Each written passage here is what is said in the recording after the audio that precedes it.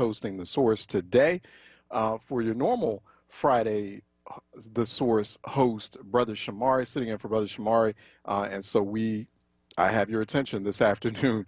We'll be doing a Source session here from 1 to 4 on the home of Black Talk Media. It's none other than WURD 96.1 FM, 900 AM, wordradio.com, of course, for the live stream, WURD TV, WURD app. So I'm Charles Ellis. I'm your guest host for the day. If you happen to be hearing a reality check theme and the normal reality check voice from Mondays through Thursdays, it is good to join you this afternoon. I will be back on Monday, 10 a.m. sharp. So definitely looking forward to that. And we have a whole day, a whole special day on Monday. Monday is now known as Indigenous Peoples Day, but Monday is also EcoWord Day. It's our Environmental Justice Summit here on WURD, doing it from 10 a.m. all the way to 9 p.m. We're going to be talking about environmental justice, about the environment, about the spaces that you live in, the spaces that you thrive in, and also now the spaces that especially Black people struggle in. We're going to be talking about the politics and the struggles of space, of habitat, of air quality, water quality. We've got a great set of programming, all dedicated to the environment, to environmental justice, discussing, unpacking, tackling environmental racism.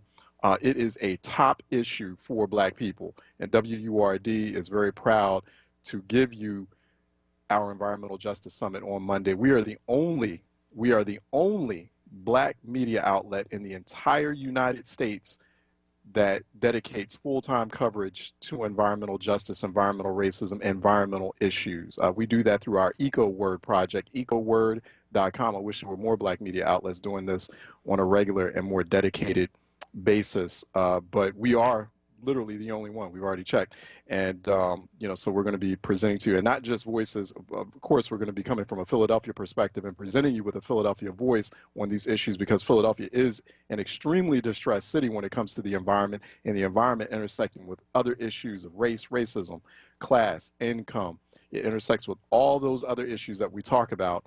But we'll also be presenting you with national voices, and we will be very much looking forward to getting perspectives and feedback from our national audience who listens to us by live stream at wordradio.com and watches us on WURD TV on our live streams at facebook.com/forward and also youtube.com/onWURD as well. Let's get to it. We got a busy Friday afternoon ahead, of course, and we've got an election year that is now upon us. It is election month. It will not be election day on November 3rd. It will be election month, and quite a bit going on out there. We're definitely going to discuss it. I'm going to give people an opportunity to discuss it and offer their viewpoints today. But first, joining us right now is Maurice Mitchell. He's a strategist for the Movement for Black Lives and also national director with the Working Families Party, and a new leader with a new progressive electoral campaign project called The Front Line. You can get more information on The Front Line at thefrontline.org. Maurice joins us by phone here on The Source. Maurice, how are you doing, sir? I'm doing well. Yeah. All right, excellent. No, I appreciate your time this afternoon. Can you hear us pretty well? Everything, are we coming through okay on your end? Yeah, how am I sounding? Am I okay, right? Yeah, you're a little distant for some reason. I'm not sure why. You sound a little bit far away. Not sure if you're on a Bluetooth or a speaker. Let's go ahead. Did that change anything? How's it sound? Okay, that's a little bit better. No, we appreciate that. Appreciate your time. So, talk about The Front Line. What is that? Because we're familiar with Movement for Black Lives and also the Working Families Party. In fact, City Council got its first Working Families Party candidate elected in the last local, Kendra Brooks, who I'm sure you're familiar with in Philadelphia, on the Philadelphia City Council. What's The Front Line doing? What's that all about? Okay, great. Well, The Front Line is a marriage of the Working Families Party and the Movement for Black Lives Electoral Justice Project. For those of you that don't know me, in 2014, I was one of several folks from around the country that came together to build the Movement for Black Lives and catalyze it to be an international movement. I then went on to lead the Working Families Party over the past 2 years, and building the Working Families Party to be the political expression of our social movement as well as this growing multiracial base of people who are demanding more of our government and demanding more of our politics, and creating a third force that is a grassroots third force in U.S. politics. So we came together because we recognize that our folks are on the front lines of all these struggles, are on the front lines of protest lines, protesting for Black lives and protesting for police accountability, are on the front lines as frontline workers to ensure that, that our food chain is secure during a pandemic. So we're fed and we could get packages delivered, including needed medicine, are on the front lines of all of these causes. And now, at a time when our sitting president is actually contemplating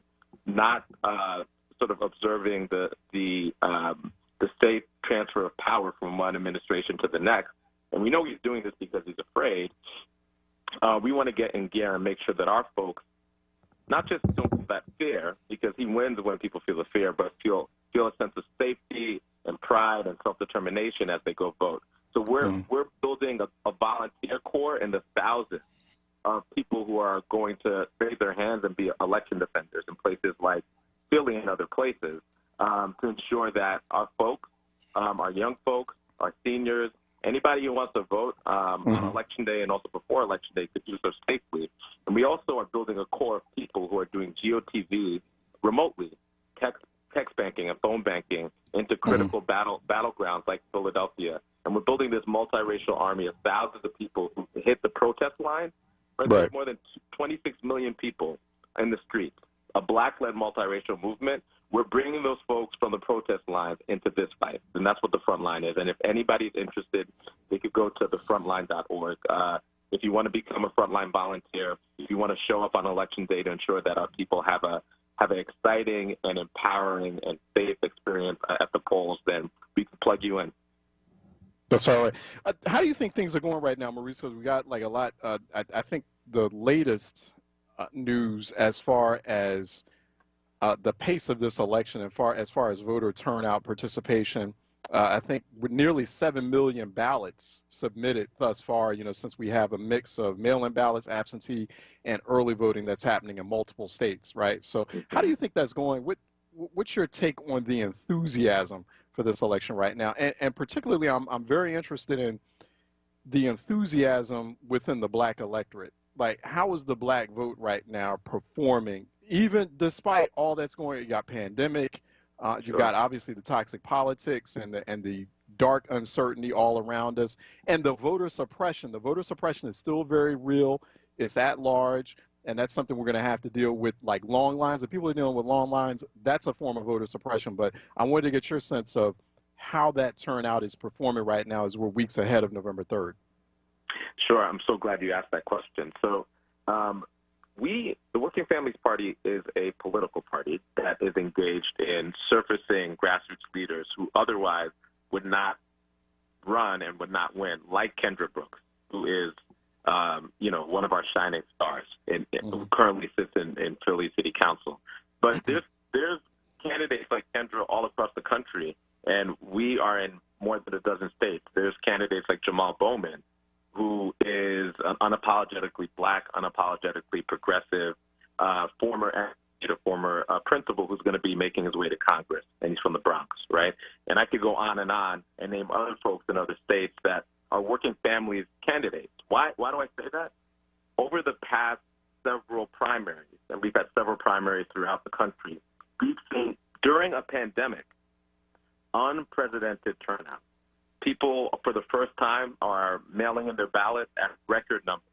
And the reason why is that our folks understand the stakes. So all of that voter suppression, all of those tactics, when we see that actually backfires, because we understand that if Trump and the Republicans on the far right and the white supremacists and others are working this hard to suppress our vote, then it must be because we're powerful when we're able to vote in numbers. And I could just speak as somebody who, as a Black person, as somebody who's organized in Black communities, like, it's not a good idea to come at us directly. We don't take kindly to that. And generally, we organize in numbers much greater than your suppression tactics in order to counter that. So you saw in, for example, recently in the primary in Kentucky where there were lines, there were lines for hours and hours, and people attempted to actually like shut down the vote before people were able to vote, and black folks waited for hours on that line. Right. Right. It became more than that vote. It was a political protest. And so I think that's what we're seeing all across the country in Philly. So we got folks all throughout Philly. There's folks who you'll see folks. If you go to, I want to encourage everybody to either vote by mail in Philly or to early vote in Philly. You will see our folks with the Vote Today Philly sweatshirt. And I want to encourage folks, if you have your phone, get your phone out right now and text the word Philly to 30403. One of our Working Families Party members will help you to ensure that you vote in the way that makes sense for you. This is a time for all of our folks to stand up every single. I don't care if you have never voted up to this point. Everything is on the line, and I want to encourage anybody out there that is on the fence, that is unsure if your vote matters. It absolutely does matter. That's why they're spending so much money, so much time on the cynical tactics, the fear tactics that press our vote, because they know our vote matters. And so I just want to encourage everybody to text Philly to 30403. You will get immediate support from our folks on the ground in order to ensure that you vote safely and that you feel empowered and aware when you vote. Got it. So, and once again, they can text to, what is that number again? It's to 30403. They can text the word Philly. Okay. And they will get immediate support. 30403. Just text to 30403 Philly. Text the word Philly, and you can get support from the Working Families Party, from the whole frontline effort that folks like Maurice Mitchell have put together. He's also a strategist with Movement for Black Lives. As far as encouraging people to vote, protecting people's right to vote. And, we just need that layer of defense against all kinds of games that are going to be played, that are already being played, that are already unfolding. So much to talk about, Maurice, and the good thing is I got you for several more minutes. What we're seeing, what we saw unfold in Michigan with the terrorists that were just recently arrested in Michigan, this plot to kidnap and then put on trial Governor Gretchen Whitmer. There are reports, you have the president definitely not denouncing white nationalists, white terrorists, but, he's pretty much kind of sending them activation codes, if you will, in the last debate, and still some of that same language there. So, I know this question keeps coming up, like, are we bracing for some sort of violence? I mean, that's something else that people are afraid of. Particularly when they're in battleground states like Pennsylvania. How do people prepare for that? How do people respond to that? What can people do? Absolutely. That's a great question. And I want to say two things. I want to say, yes, absolutely. We should take all of our threats seriously. So we should be concerned by the news that's coming out of Michigan. But also, we should not become alarmist. Right? They win when their tactics of fear and cynicism breed fear in our hearts, make us cynical about the process, and make us feel despair about the outcomes and what we could possibly do. That's how they win. That is actually their roadmap for victory, is to breed enough fear and cynicism in the hearts of everyday working class black folks and other people of good conscience that will either just disengage and not go out at all, or we'll just put up our hands and just say, like, there's nothing I could do about it. Now, so what I want to say, and I want to, just talk to everybody in your audience, they're acting in that way because we're powerful and they're losing. That's why they're acting in that way. And so historically, whenever you've seen regimes that are losing their power, right, they usually lash out in all these crazy ways. So Trump and his, it might just seem that he's being incoherent. No, that is what I like to call him is like a weak man, strong man, right? He thinks of himself as a strong man, but he's a weak man, strong man. And this weak man, strong man, if anybody knows a bully, anytime somebody actually steps to a bully, they crumble under the pressure. And so you're witnessing a president a white nationalist infrastructure, a Republican Party that is crumbling under the pressure. So you're seeing these, and yes, we should take these things seriously, but you're seeing these guys. These guys are clowns, right? There's schemes where these harebrained schemes where they're gonna try to kidnap the governor, and it fell apart because these folks, they're not playing with the full deck. They have these delusions of grandeur, and it's a small and dedicated crew of very, very delusional people that should not hold us back. So what we plan to do, we do have a plan. What we plan to do is to ensure that on Election Day and the week before Election Day, we want voting not just simply to be safe. We don't want to just de-escalate, right? We heard Trump arguing that Trump evoked Philly, arguing that people should show up, his supporters should show up at the polls in order to look closely at what's going on. So we're going to do the exact opposite. They want to breed fear. We're going to bring joy to the polls. So with the front line, we have a project called Joy to the Polls, where we're going to bring artists and entertainers and water and food and energy to the polls, so our people feel empowered, feel overcome with joy, feel a sense of self-determination when we vote. So everything that they throw at us around fear and violence, we're going to throw towards our people around solidarity and hope and love. And that's going to be the tactics that we use in order to make sure that our people feel safe. We're going to have people trained in order to ensure that people are able to vote safely. If there's any troublemakers, in order to deal with them appropriately so that people can stay safe, but more importantly, to create conditions so our people feel seen. We've been talking with Maurice Mitchell. He's a strategist for Movement for Black Lives, but also national director for the Working Families Party and a leader with a new progressive electoral campaign project known as The Frontline. Go to thefrontline.org for more information. Also, text 30403. I got it, Maurice, right? Yep. Text Philly or text the word Philly to 30403. If you'd like for someone to respond to you, you are a voter. You are having some issues at those polling places, especially if folks are early voting right now, mail-in voting, and that can help you. There's a number of resources that are out there right now, including what Maurice is overseeing, that can help you protect your right to vote, to help you protect your right to vote as you exercise it, and it's going to be very important. Maurice, thanks so much for your time. Really appreciate it. Thanks for these efforts as well. We're going to be talking with you soon. Thank you. And anytime you want to invite me, I'll be more than happy to have the conversation. There's a lot more work that we need to do post-election in order to make sure that our communities thrive. And I so appreciate all the work that you're doing in informing the community. That's right. No, we do. We'll get you on Reality Check real soon. I can guarantee you that. Thank you so much, Maurice. Be safe out there. Take care. All right. Bye-bye. All right. Take care.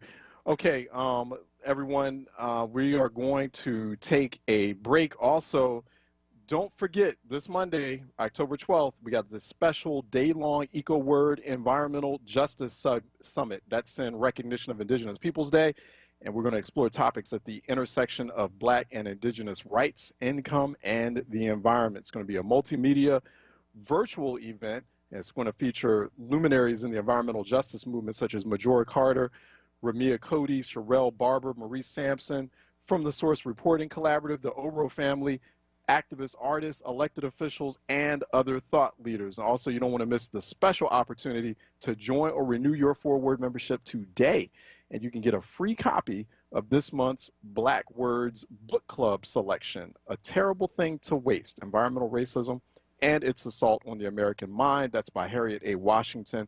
So you can get a free copy of that if you join or renew your WURD membership today. The EcoWord Environmental Justice Summit is produced in collaboration with Bartram's Garden and from the Source Reporting Collaborative.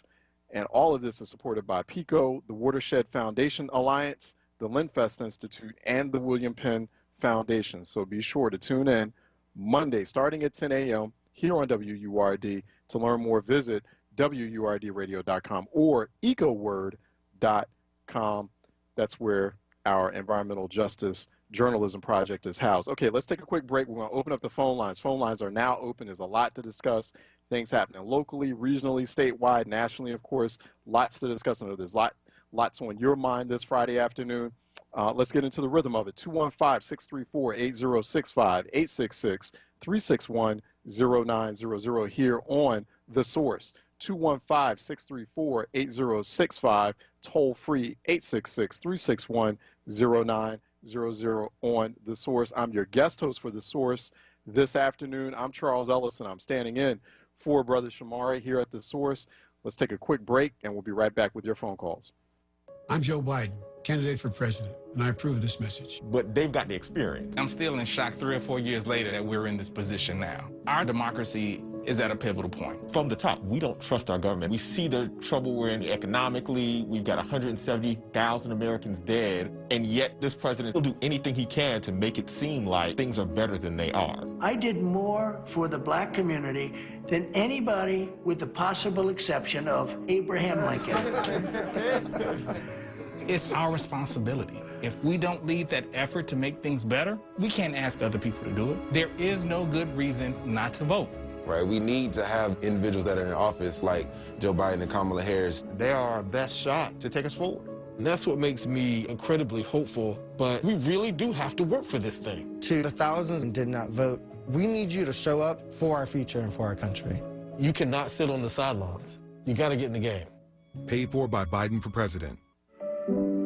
Recovery starts with a call. Pennsylvania's Substance Use Disorder Hotline is staffed by real people who are trained to help. They're here 24 hours a day, 7 days a week. They'll get you or your loved one into treatment regardless of your access to insurance. If you or someone you know is suffering from addiction, call 1-800-662-HELP. Recovery starts with a call. Paid for with Pennsylvania taxpayer dollars. Catch Sincerely Sarita at her new time, Monday through Thursday, 7 p.m. till 9 p.m., beginning Tuesday, October 13th. Followed by the Reverend Al Sharpton. Sincerely Sarita. At her new time, Monday through Thursday, 7 p.m. till 9 p.m., exclusively on WURD Radio, 96.1 FM and 900 AM WURD. Streaming live on WURDradio.com and the WURD Radio app, or watch live on WURD TV via Facebook and YouTube. Want the latest in WURD swag? Check out the shop tab on WURDradio.com. Hoodies, tees, and more in a variety of colors. The shop tab on WURDradio.com. Show the world that you're all about black. Talk media.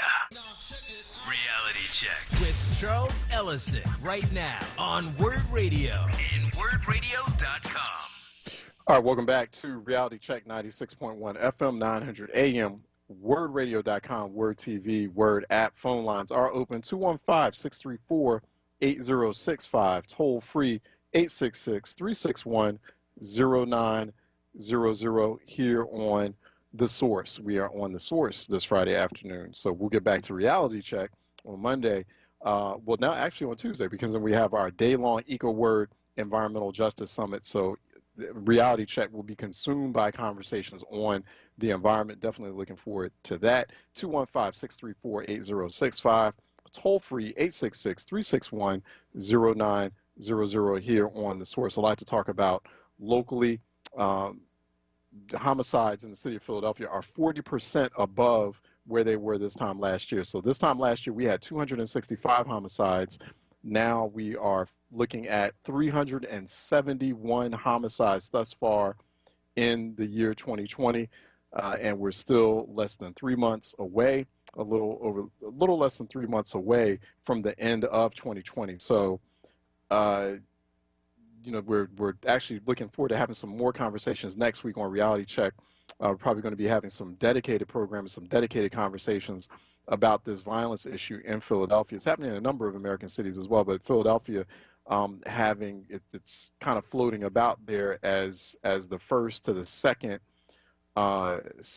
big city with the highest homicide rate right now, and also the number of victims of aggravated assault by gun violence in the city of Philadelphia. Those are people who have not been killed, but who have been shot, who've been injured by gun violence. You have 2,784 residents in the city of Philadelphia so far in 2020 have been shot.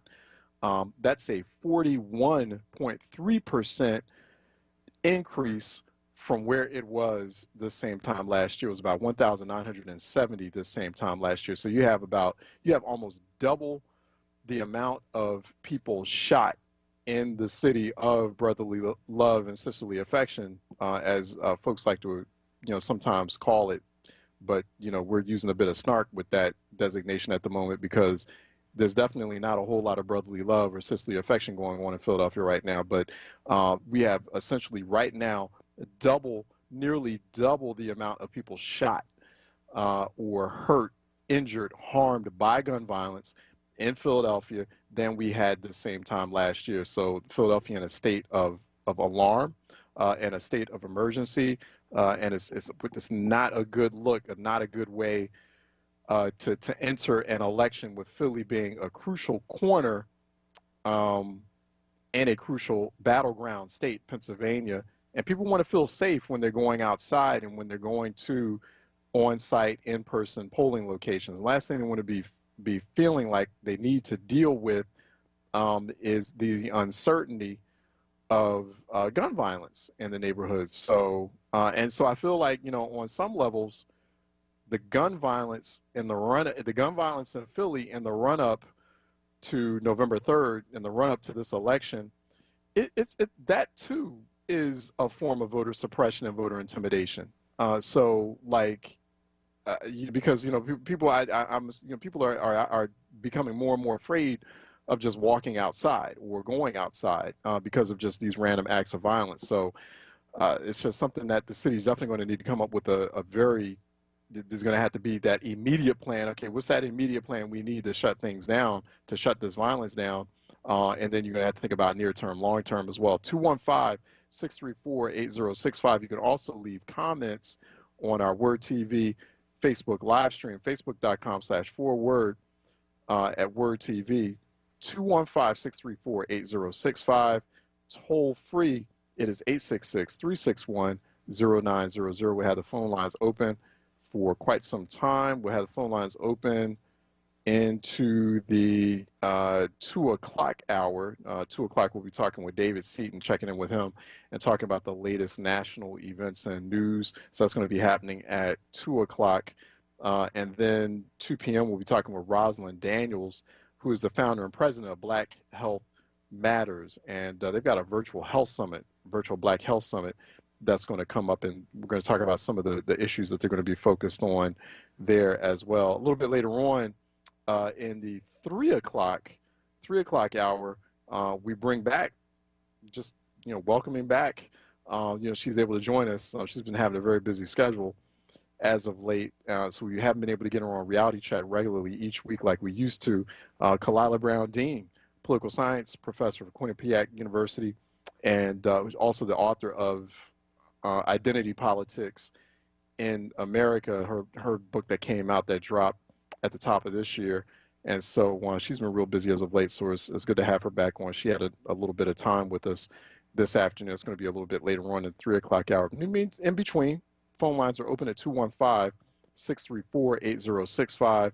Toll free, it is 866-361-0900.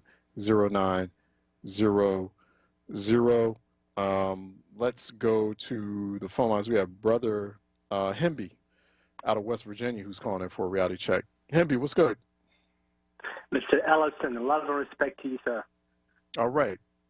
Much Thank back. You. Good to hear you. Thank you, sir. I was just calling regarding the Pennsylvania. They're trying to pretty much steal the election for 2020, and it's really troubling all these games they're trying to do. And Representative Kenyatta was very, very outspoken about all the trickery they're trying to do down there in Pennsylvania. They pretty much are trying to steal the election. And it's really troubling, and I don't know whether it's going to go through or not. Yeah. No, I agree. Yeah, I don't know either. I think that, right now, we see high levels of enthusiasm, but we got weeks to go. So how do things feel on your end? I know West Virginia not much of a battleground state, but how do things feel on your end, like there? It's it's Trump land over here, pretty much. Right. I'm right. in the minority, but it's a Trump land. But I think the thing is that Biden message, Biden to the blue collar, it is getting through. I'm not seeing a lot of Trump sign as I saw in 2016.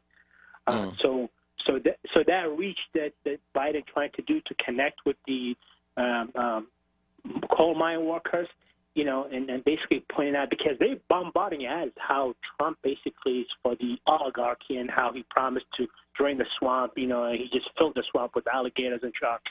They're running ads left and right in here. And it is resonating. It's clicking because I don't see too many signs in here. But I just want to talk about it real quick regarding the violence. You know how they call Chicago Chirac? I think we need a new name for Philistan, as in Afghanistan, because there's so much violence, So, and these politicians, elected officials, and the police, they have to put a game plan together. This trend cannot just continue. There has to be something where they stop this violence, and they need to be sincere. I mean, even if they need a surge in the area where there's a lot of violence, I think it's a good idea. Or dividing Philadelphia Police Department into two and devoting resources where they need it the most. What do you think about that? Yeah, that's interesting. I mean, they definitely need to step it up. They're going to have to do something different. They're going to have to, and probably in doing something different is going to have to involve some sort of reallocation of resources. That's the immediate plan. The immediate plan is you're going to have much more of an aggressive police response. When I say aggressive police response, more police presence, right?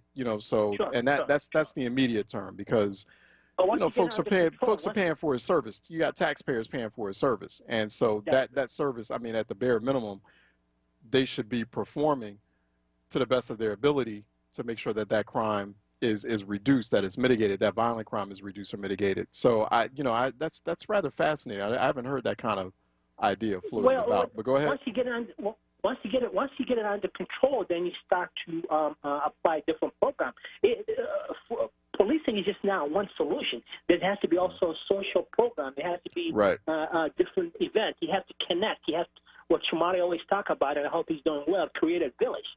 And the thing is just to get it under control, then you can start do things like cure it in a way, surgically do things to kind of stop the violence. But just not, saying like, oh, we have 10 less than last year. That is nonsense. That is absolute rubbish. And the citizens should not tolerate that at all. If they have to go and camp in City Hall until this violence stops, they should do that. And I thank you so much for taking my call. Yeah, thank you so much. I appreciate you, Hemby. Yeah, I mean, it's going to have to be a collection of different strategies. I mean, one of those strategies is, you're going to need that added layer of police presence, police response. Then two, you're going to need those investments in those communities. It's interesting because we're having this conversation about these 6 white terrorists that were arrested in Michigan for trying to kidnap, planning to kidnap and also put on trial for treason the governor of Michigan, Governor Gretchen Whitmer. And so some of the mainstream media narrative or conversation around that suggests that, or there's sympathy for these so-called men.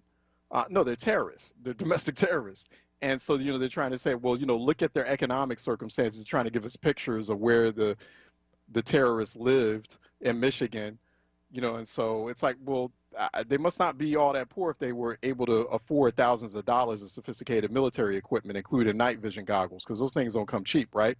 And so okay, well, everyone's willing to have a conversation about the socioeconomic conditions or circumstances of white terrorist groups in the United States, and you have white pundits. I've actually seen this over the past 24 hours, white pundits out there who are writing all kinds of commentary saying, well, maybe we need to reassess the white working class. No, it's not the white working class, it's the terrorists. But we don't have that conversation. Here we have violence in places like Philadelphia or DC or Milwaukee. Violence is spiking up in a lot of these places, Baltimore, but folks don't want to have it. It's folks get uneasy when you want to try to have a conversation or start to have a conversation about the socioeconomic conditions and lack of investment in those communities and lack of political will and leadership that leads to or contributes to that level of violence. So, it's just that double standard in terms of conversation. 215-634 8065, toll free 866-361-0900 here on Reality Check.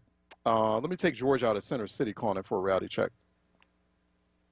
Well, Charles, it was a real surprise to know that you were on today. I mean, they didn't give you the heads up or anything. I mean, gee, you know, I just happened to get in the car and turn on and say, what, Charles is on? Kind of like weird, you know. That means that we get a chance to, like, really get into the nuts and the bolts of things. Charles, all right. Listen, I've been on this whole thing about this violence forever, and now all of a sudden, it's like what people are saying is old to me because I've been telling them all along. That's right. It's like you can't keep blaming people for what's happening. You have to put a stop to it. But as a meeting last night with officers and everybody there, they saying how on one hand you're going to sit here and say you don't want to see your neighborhood, defund police, do all these nasty things about police, and as soon as somebody get killed, you want them right there on the spot. Where the cops at? Where the cops at? You got to make up your mind. Either you want them, you know, you can't say. I mean, some people need to be stopped and frisked. You know, it's like a good slogan. It's a good word saying. You know, we don't want stop and frisk. The main people, but also, Charles, you got to realize about guns. Yeah. Really, when you know, city council and all them is like really inconveniencing honest to goodness, true gun owners. You make them raise the price of permits up. You know, you make them, everything about a gun, you're making the price go up, which the people who are committing crimes don't care how much a gun costs. They need a gun, they're going to buy it. They're going to pay for it. And it's illegal, and it's not from Pennsylvania. They're bringing guns in here. You can get a gun quicker than you can get a sandwich. And the police are saying, like, for every one poppy store and Chinese store, there are 2 gun stores within that area. I mean, so everybody know where the gun place is at, but ain't nobody doing nothing. You know why? Right. It's back to what I say. Nobody wants to admit who runs the show. You know, it's not right for that one person to run the show, but they do run the show. And everybody who started this foolishness with the cops are not man or woman enough to go and sit down and try to, like, say, look, how can we work this out? Because innocent people getting killed and, you know, all kind of crazy things are happening. You know, it's just not going to, nothing is going to change until that happens. You can preach, city council can do all their thing on their looms, or they can do all that social media. They love it. City council love this because they can keep saying they're coming up with all these plans. Nobody has yet come up with a plan. How can we stop this violence? You know what they're not going to do? They're not going to come up with a plan. Because, one, the death hustlers don't want it because, therefore, if no killings going on, they can't get no money, which Kenny has stopped all money. Ain't none of them get no money, so they're not going to do any free work. There's a lot going on, and everything basically with these grants and all that there, death is a hustle to them. You know, they don't really care about, they happy all this foolishness is going on.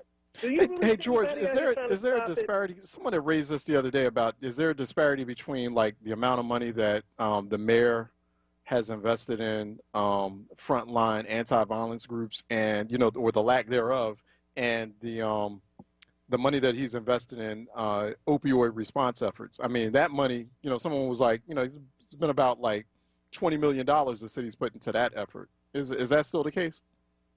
Yeah. Opioids and killing is 2 different things, and one doesn't have nothing to do with the other. Okay, that opioid money comes from the insurance company. Okay, they rather put out money in the front than to have an ambulance come or go to the hospital, whereas though you got to show them that insurance card, or they got to put you on some insurance right away and they got to pay it. Yeah, it's easier, you know, to pay. The insurance companies see it that way here. But on the other hand, they're not putting, I mean, for what? Why would the mayor keep giving all these anti-violent, crazy people money and they ain't doing nothing but getting a check? Some of them has gotten a pension out of it. I mean, actually gotten a pension. $85,000, $90,000 a year pension they got out of it. And everybody's sitting up there talking about why they stopping. It's a great hustle. Why should it stop? The more these fools run around here and kill themselves, the more people get grants, money, and everything. Because why? You got a mayor who sits there, he thinks the only way you keep people quiet, you give them a couple dollars, and then when they get out of hand or out of line, you just call them in and say, see this check? How would you like me to show your community that you took this check? You don't hear none of them talking about it, do you, Charles? I mean, honestly, do you hear anybody screaming and howling about, the violence? You don't see nobody protesting. Everything is quiet. Nobody. And the one thing you better not do is talk about that police commissioner. You better not do it. You want to be cut off instantly? Speak ill of her in any kind of way. You better be saying, oh, give her a chance. Oh, she's a black woman. Oh, she's one of us.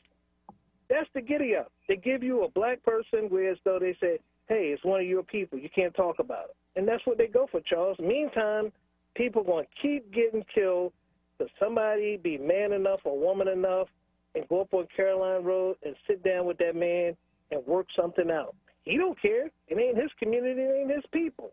But everybody want to sit there and try to dog me out for telling the truth, which I care less. But you watch, Charles, mark my words what I tell you. When it goes to like 900, 1,000, maybe 1,000 people getting killed, you still won't hear nothing. Everybody say, oh, well, one of those things. Kids getting killed, oh, well, one of those things. Women getting killed, oh, well, one of them things. If they want to stop this violence, they can stop it. They can shut it down. With all these cameras and stuff, when the last time you heard them actually solve a homicide, Charles? If you look at the statistics, 70, 90%, 80% of the homicides not even as far as investigated or anything. You know who's making out like a bandit? Homicide. You know why? They're getting plenty of overtime. Yeah. Check it out. I mean, last year that was the biggest thing in the budget. Homicide unit made more overtime than anybody. And how many cases been solved? I mean, yeah, but they're not performing. Says that I can't do no more than they bring to me. And so far they haven't been bringing them to me. No, they haven't. I don't understand what they're getting paid that kind of money for. Hey, I have to break, George. I got to let you go. Let me take a quick break, and we'll be right back with more open phone lines. 215-634-8065.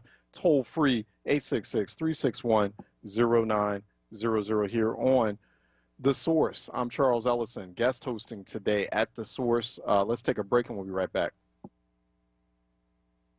What do you have to lose? More than we could have ever imagined. Trump's policies make black people less safe, and his downplaying of coronavirus cost black lives. It's time to elect someone who cares about us. Joe Biden. Joe will fight racism and injustice everywhere. He'll expand Obamacare and rebuild our economy so it works for all of us. Request a ballot now. Make a plan to vote. Our lives depend on it. Paid for by Ask Me People, which is responsible for the content of this ad. AskMePeople.org. Not authorized by any candidate or candidates committee. Just one more step. You got it. You're doing great. This is the sound of a nationally ranked top rehabilitation hospital, home to the largest collection of robotics in the United States, where we continually exceed patient expectations, because no injury is too severe or too minor for our care. There you go. This is the sound of success.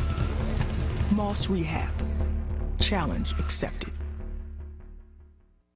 New Voices for Reproductive Justice is registering black women and their families in Philly to vote. The general election is on November 3rd. You can register to vote online at rock.vote/New Voices. That's rock.vote/New Voices. The deadline to register is October 19th. If you need assistance registering to vote, visit newvoicesrj.org.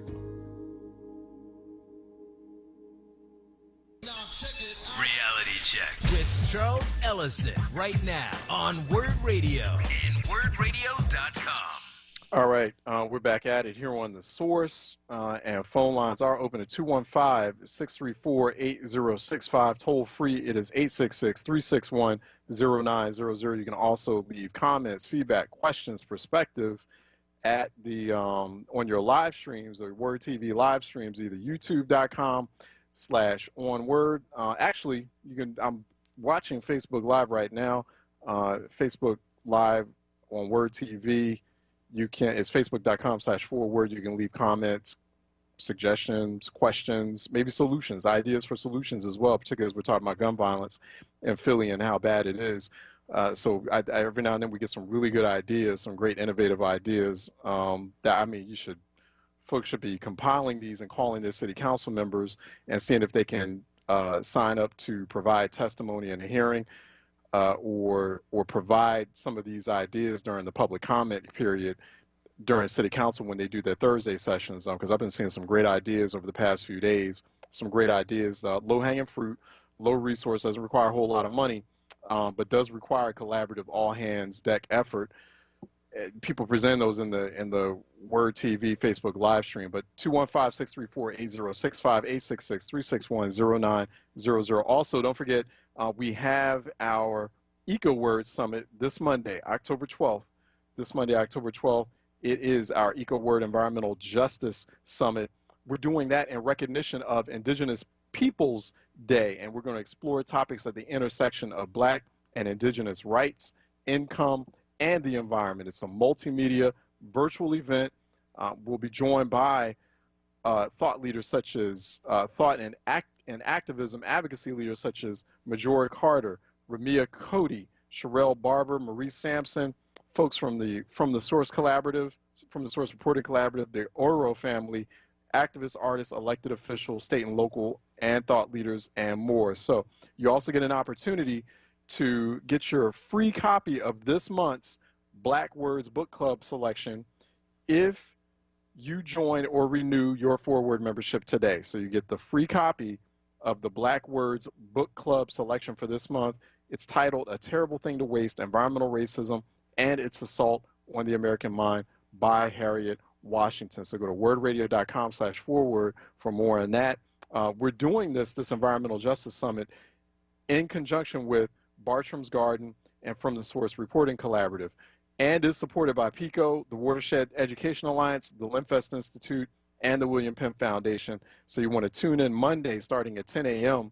To learn more, visit our website at WURDradio.com or ecoword.com as well. Let's get to those phone lines at 215-634-8065, toll free 866-361-0900. Lola out of Jenkintown is calling in for a source, because it's the source today. It's the source this Friday afternoon. How you doing, Lola? Good. How are you, Sean? It's good to hear you on Friday. I was sitting home and I was like, I thought I heard you say it yesterday, but I was like, oh, maybe not. And then I was like, oh, he's on today. This is great. All right, that's awesome. Yeah, that's what's up. Yeah, so I just had two issues. The one thing I wanted to speak about is that, George speaks on a lot of things which are true, but we need to change the narrative about this defund the police thing. Nobody really in their right mind wants to defund the police. It's not about that, and I think the wording is wrong. And it's almost like, when you have a child and they're asking you for something and you don't want to give them all of it, but you say we got to come to a compromise. So I'm gonna give you not all what you want, when they're becoming teenagers, but we can come to the road in the middle. We need to be able to come to a road in the middle and put the egos aside. And what I see now is that, especially in Philadelphia, the egos are taking over. You say you want to defund, so now our egos are hurt. So now we're not going to come into your neighborhoods. We're just going to let this chaos reign supreme over everybody. When it's always been, Charles, in Philadelphia, there are good, honest, hard-working people that live in Philadelphia. The working poor. What they used to call it, I forget the name they used to call it back in the day. Like if you lived in a certain section, you weren't rich and you weren't you weren't poor, and you weren't middle class.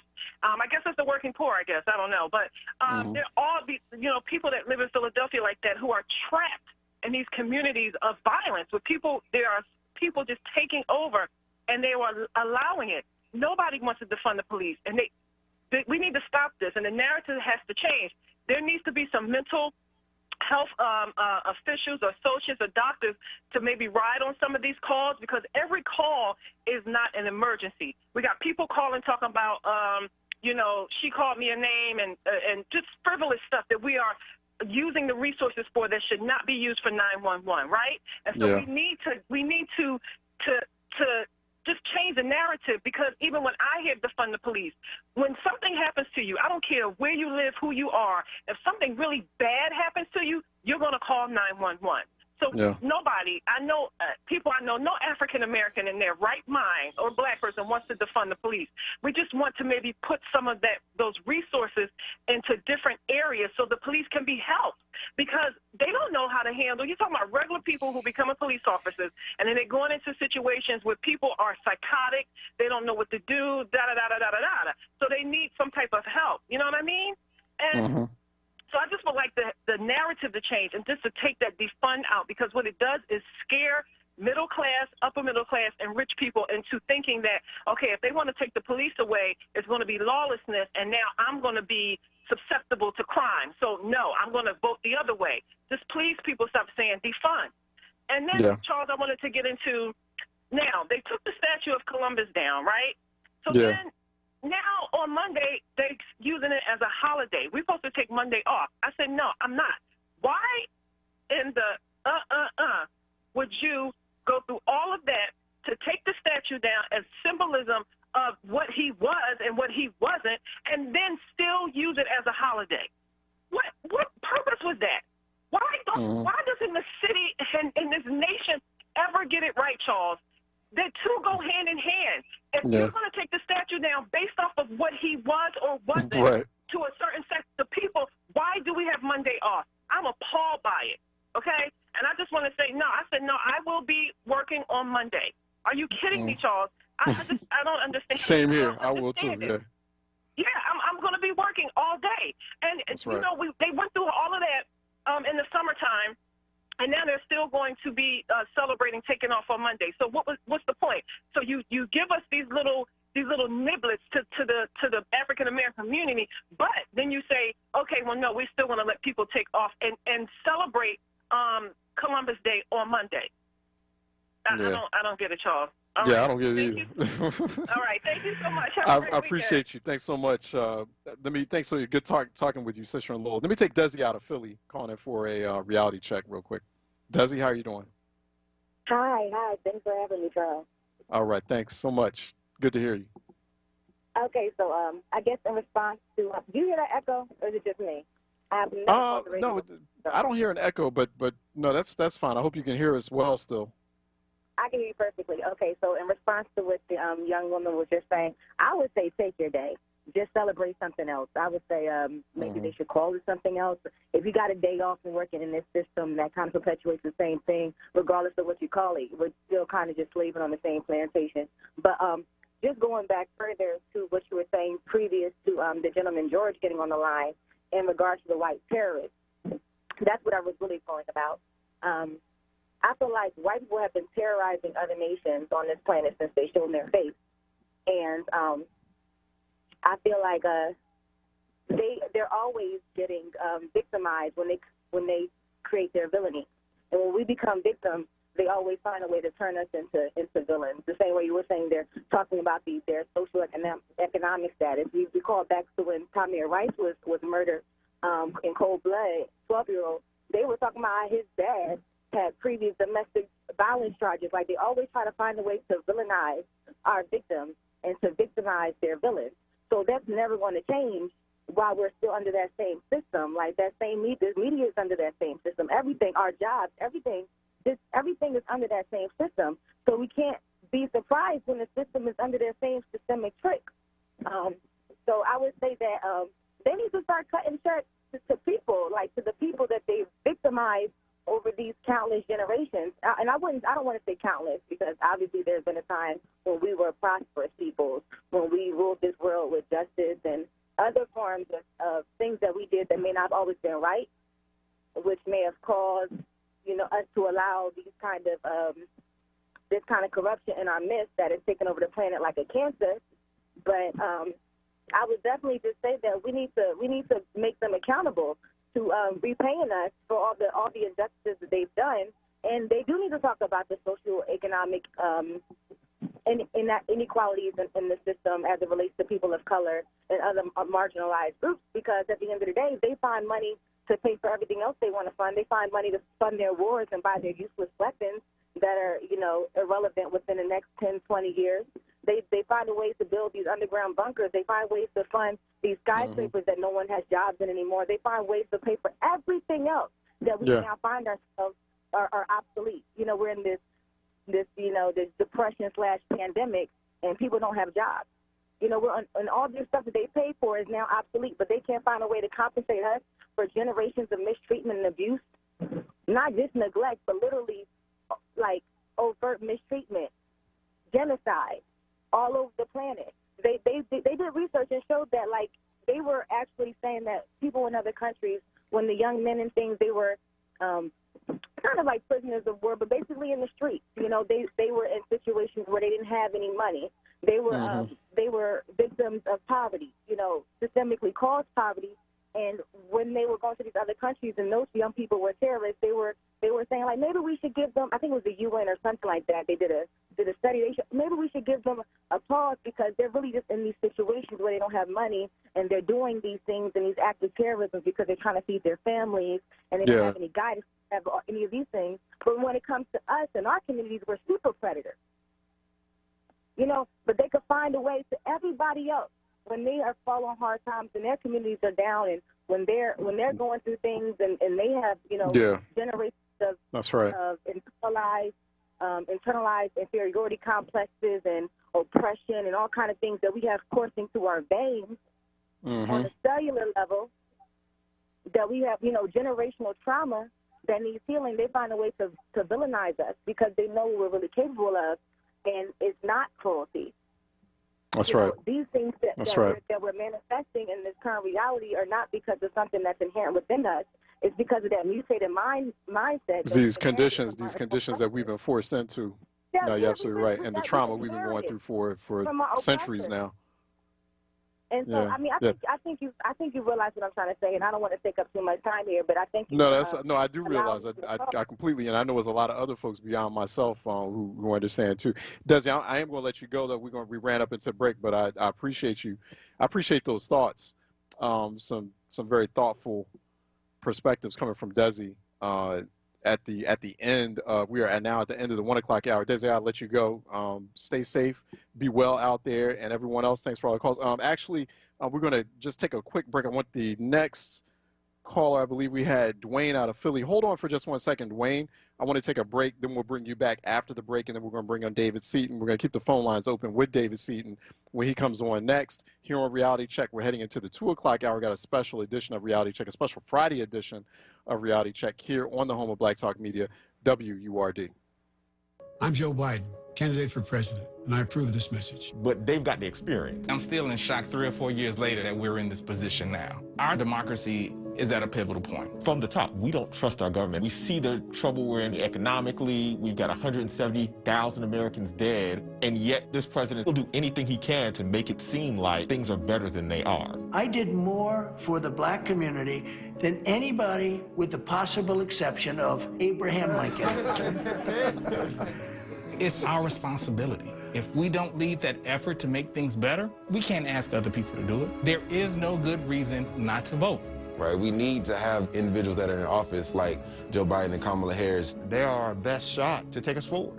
And that's what makes me incredibly hopeful, but we really do have to work for this thing. To the thousands who did not vote, we need you to show up for our future and for our country. You cannot sit on the sidelines. You got to get in the game. Paid for by Biden for president. WURD Radio presents the following information to help you navigate the upcoming election. This is Charles Ellison, host of Reality Check on WURD. So with all this talk about vote by mail, you're probably wondering, will my ballot be counted? No worries. 40 states, including Pennsylvania, are tracking mail-in ballots. Simply go to votespa.com and click on Mail-in and Absentee Ballot to find out if your ballot was received. Or go more directly to pavoterservices.pa.gov and click on Election Ballot Status to enter your name, birth date, and county. Keep following us at onWURD on Twitter, Facebook.com/4WURD, and #WordOnPolitics for constant updates on election 2020. And remember, vote early. Stay informed and vote. For more from Charles Ellison, tune in Monday through Thursday, 10 a.m. to 1 p.m. or visit wordradio.com. Tune in every Saturday at 4 p.m. for the Did You Know Show with host Bryant Green, right here on WURD 96.1 FM and 900 AM. Tune in this and every Saturday at 3 p.m. for the Let's Talk Fire Safety Show with host Adam Thiel, Fire Commissioner, discussing fire and life safety. Everyone's journey to their vote is different, but they all share the same first step. If you want your voice to be heard on Election Day this November 3rd, you must be registered to vote. It's easy, and there are lots of ways to register. You can do it in person, online, or by mail, but you have to do it by October 19th. To learn more about how to register and to make a plan to vote, visit PhiladelphiaVotes.com. However you want to vote, we'll help you find the way. Lifting every voice till earth and heaven ring. This is WURD Radio, 96.1 FM and 900 AM WURD Philadelphia. Black Talk Media. Reality Check with Charles Ellison right now on WURD Radio and WURDRadio.com. Okay, all right. I want everyone to calm down. Take a deep breath. All right. I'm just guest hosting this Friday afternoon. I'm just guest hosting. All right. I'm sitting in for Brother Shamari. Brother Shamari will be back. All right. Brother Shamari, host of Groundings, just this afternoon, and just asked me, they asked me to just sit in just for today.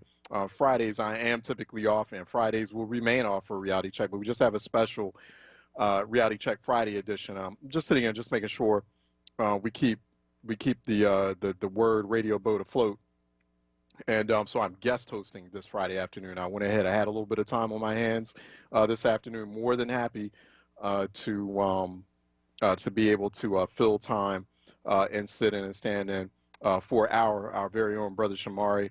Wish him well as always, and he will be back, of course, this same time, Friday, for Groundings, for continued great regular programming hosted by, among many here on this great radio station, Brother Shamari. He will be back. So I'm just guest hosting. So it's my understanding that a few people out there were confused about that. So I'm a guest host today. Reality Check comes back Monday, 10 a.m., and will remain at Monday through Thursday at 10 a.m. sharp here on WURD. Dwayne out of Philly was calling in. I wanted to take him real quick after the break before we bring on Brother David Seaton. Dwayne, how are you doing? Well, I'm doing all right. Oh, you all were right. talking about the violence? Yes. Yeah, let's continue talking about the violence. Sure, go ahead. Well, see, on the reason why it's getting worse because number one, we don't have jobs and stuff in our community, and I see it getting worse. And then that's what I'm trying to tell people. See, a lot of these politicians, they don't care. They're about getting in office. They make all kind of promises what they're gonna do. As soon as they get in office, they turn their backs on us. Just like Mayor Kenny. He made out he was going to move the statue. He made out he was going to have a crime player. He made out he was going to stop the frisk. And he didn't do nothing. And that's what most of all of them going to do. They're about making all these promises just to get in office. And I believe Joe Biden, he's going I hate to say this, but he's going to do the same. He's going to do the same thing. Because didn't you say you're trying to get him? What do you think Biden's going to do again? Who should retake the White House and who should win the Senate then? Well, of course well, I'm gonna tell you the truth. What I see about, I know it's hard taking a choice, but both of them, what you're doing, you take one Trump out of office, putting another Trump in office. That's what you're doing. I disagree with that. Biden is nowhere near a Trump. And there are lots of Trump is in a class by himself. Trump is a complete monster. And there are also historical parallels. We've seen people like him before, and I completely, with all respect, Dwayne, I completely dismiss that notion, and people need to stop. I'm by no means is Biden the perfect candidate, and there's no such thing as a perfect candidate ever in politics, especially in American politics. But Joe Biden is nowhere near like a Trump. That's I can't. I don't understand why there are a few people out there that keep saying that. Yeah, can I say one more day? Yes, sir. Go ahead. It's like when he was Democrat. What did he do for us when he was a Democrat? He's been Democrat for years. Who are you talking about? Who are you talking about? Biden? What did he do really for us when he's been Senate for years? And what did he really do for us when he's right now? When he's been Senate for years. He didn't do nothing for us. No, that's not entirely true. I'm not going to spend a whole hour going over his record. It's not the perfect record. It's got some hits and it's got some misses. Right. Even that 94 omnibus crime bill, it had some a whole lot of misses in it. It wasn't completely, a lot of people need to read that crime bill. First they need to understand the history of it, because people are either conveniently forgetting what was going on back then, who was crying for a crime bill like that, And people are also forgetting what was in it. Things like the which Biden authored, such as the assault weapons ban, which actually worked, or the Violence Against Women Act, which was actually working. Republicans are the one that don't want to renew that, don't want to refresh that.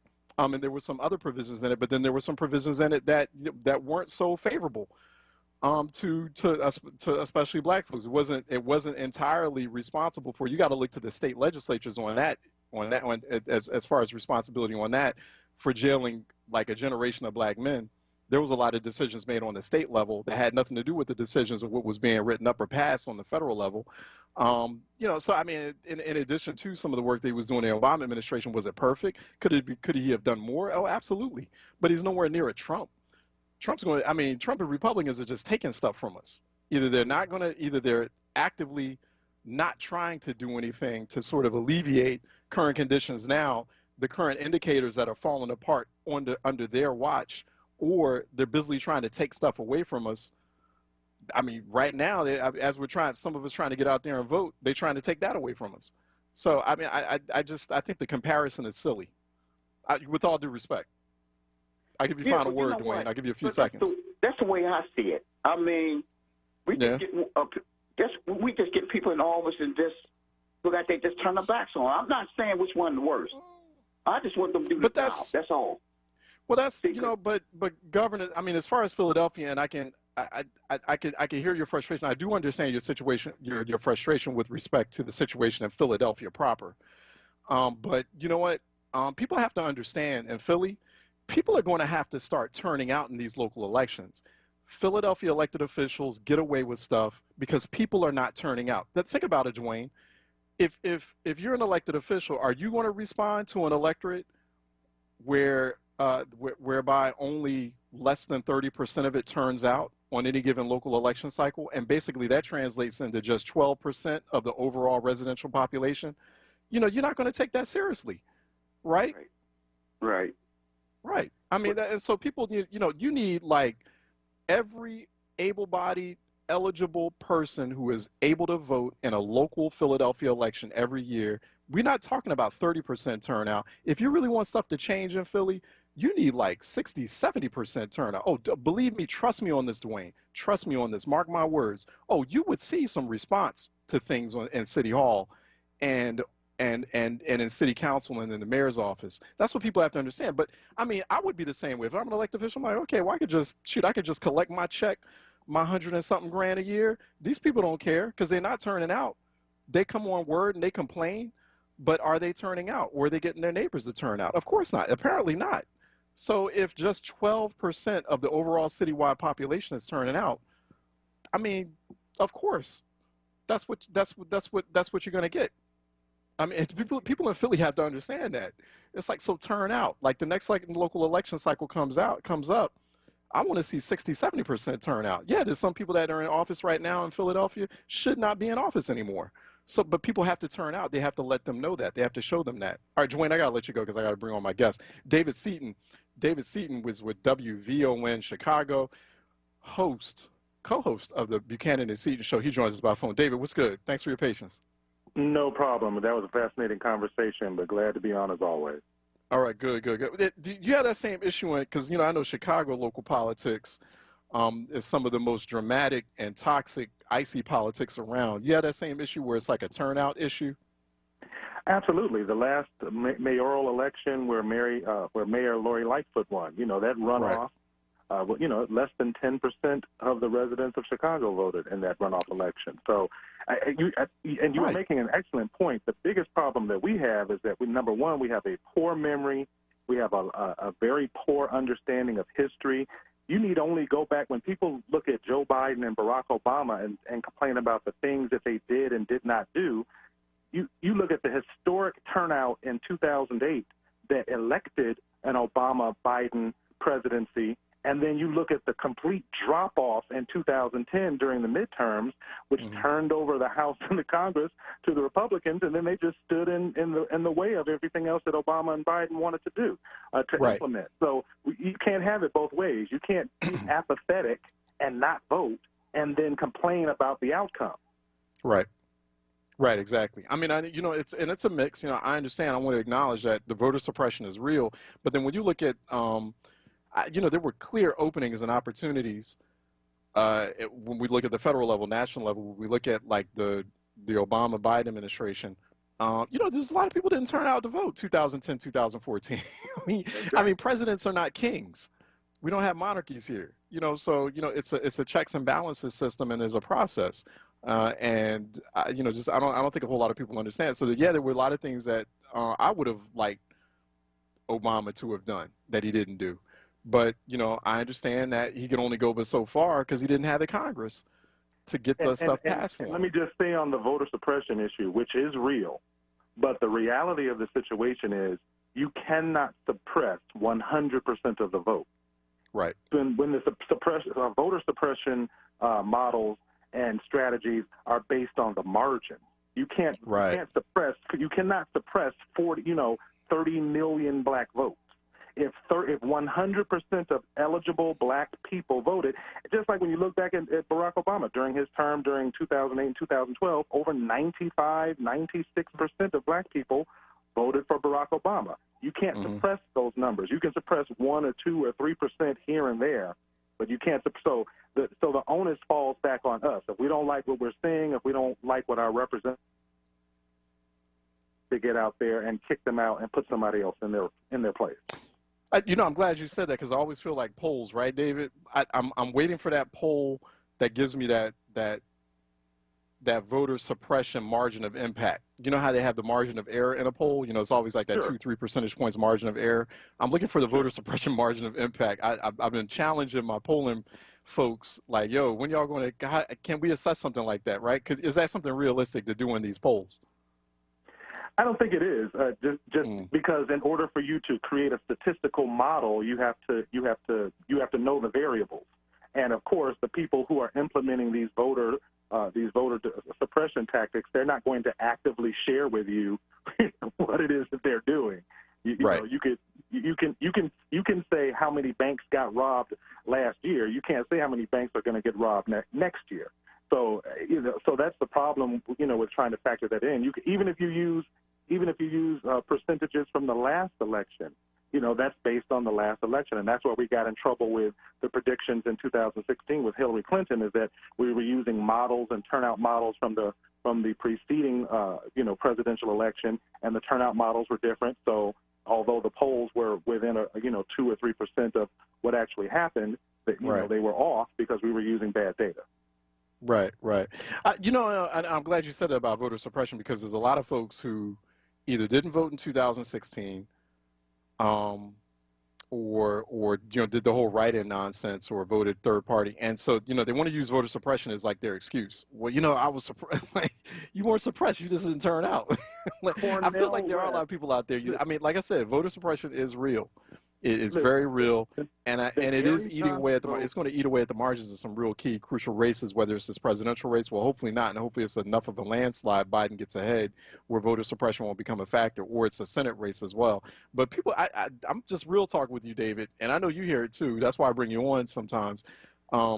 People be using voter suppression as an excuse. Like, no, you just didn't perform. You didn't do what you were supposed to do in these elections when it counted. If you know that your vote is going to be suppressed, if you know that they're targeting you as a demographic, that's all the more reason for you to make sure you go out and vote. And this is totally different from 2016. We don't have a spoiler. We don't have the spoilers like Gary Johnson and Jill Stein. I mean, even the Jill Stein vote, which was 1.2% of the national election, I put that squarely on Cornel West. He was the one out there saying that, calling Hillary Clinton a neo-liberal, and you couldn't vote for her and you couldn't vote for Trump. And then you got Jill Stein out there who got 1.2%. You had Gary Johnson who got, I think it was 3.65%, somewhere around there. So between just those two spoilers, that was enough, that would have made the difference. So, right now you've got national polls that are showing that Joe Biden is ahead anywhere from 10 to 16 percentage points on the national election, and all he has to do is get 6 or 7% more in the popular election to guarantee a 99% win in the Electoral College. I'm predicting it's going to be 400-plus Electoral College votes for Joe Biden. Yeah. Yeah, that's what some folks are saying. You're not the only one. I've been hearing other folks saying like this, the electoral college. There could be a landslide as far as the electoral college is concerned. I don't want to keep putting that out. I hesitate on talking about that too much because it's still projections. It's still hypothetical. We don't know. We're not going to know for several weeks how this thing is going to turn out. We don't know if this will be a landslide. It's just a lot of unknowns. And so, there's a lot of hesitation there. Hey, I did want to ask you, David, about white terrorism and the way that we're discussing it with this latest series of events that have happened in Michigan. These 6 white terrorists arrested by the FBI. This is a federal investigation, a federal operation. People should know. What are we bracing for here, David? What do we think is going to happen? What do you feel is going to happen as far as, because there's a lot of conversation and concern about election violence, and is that something we should brace for? We definitely should brace for it. But while we're having a conversation about the 6 terrorists who are arrested at the federal level and the 7 who are arrested at the state level in this plot to try and kidnap and kill the governor of Michigan, Gretchen, I can't remember her last name. But, Gretchen Whitmer. Gretchen Whitmore, right. While we're talking about her and we're talking about these 13 militia individuals, it's really, really important that we remember a term that doesn't get discussed a lot, and that's stochastic terrorism.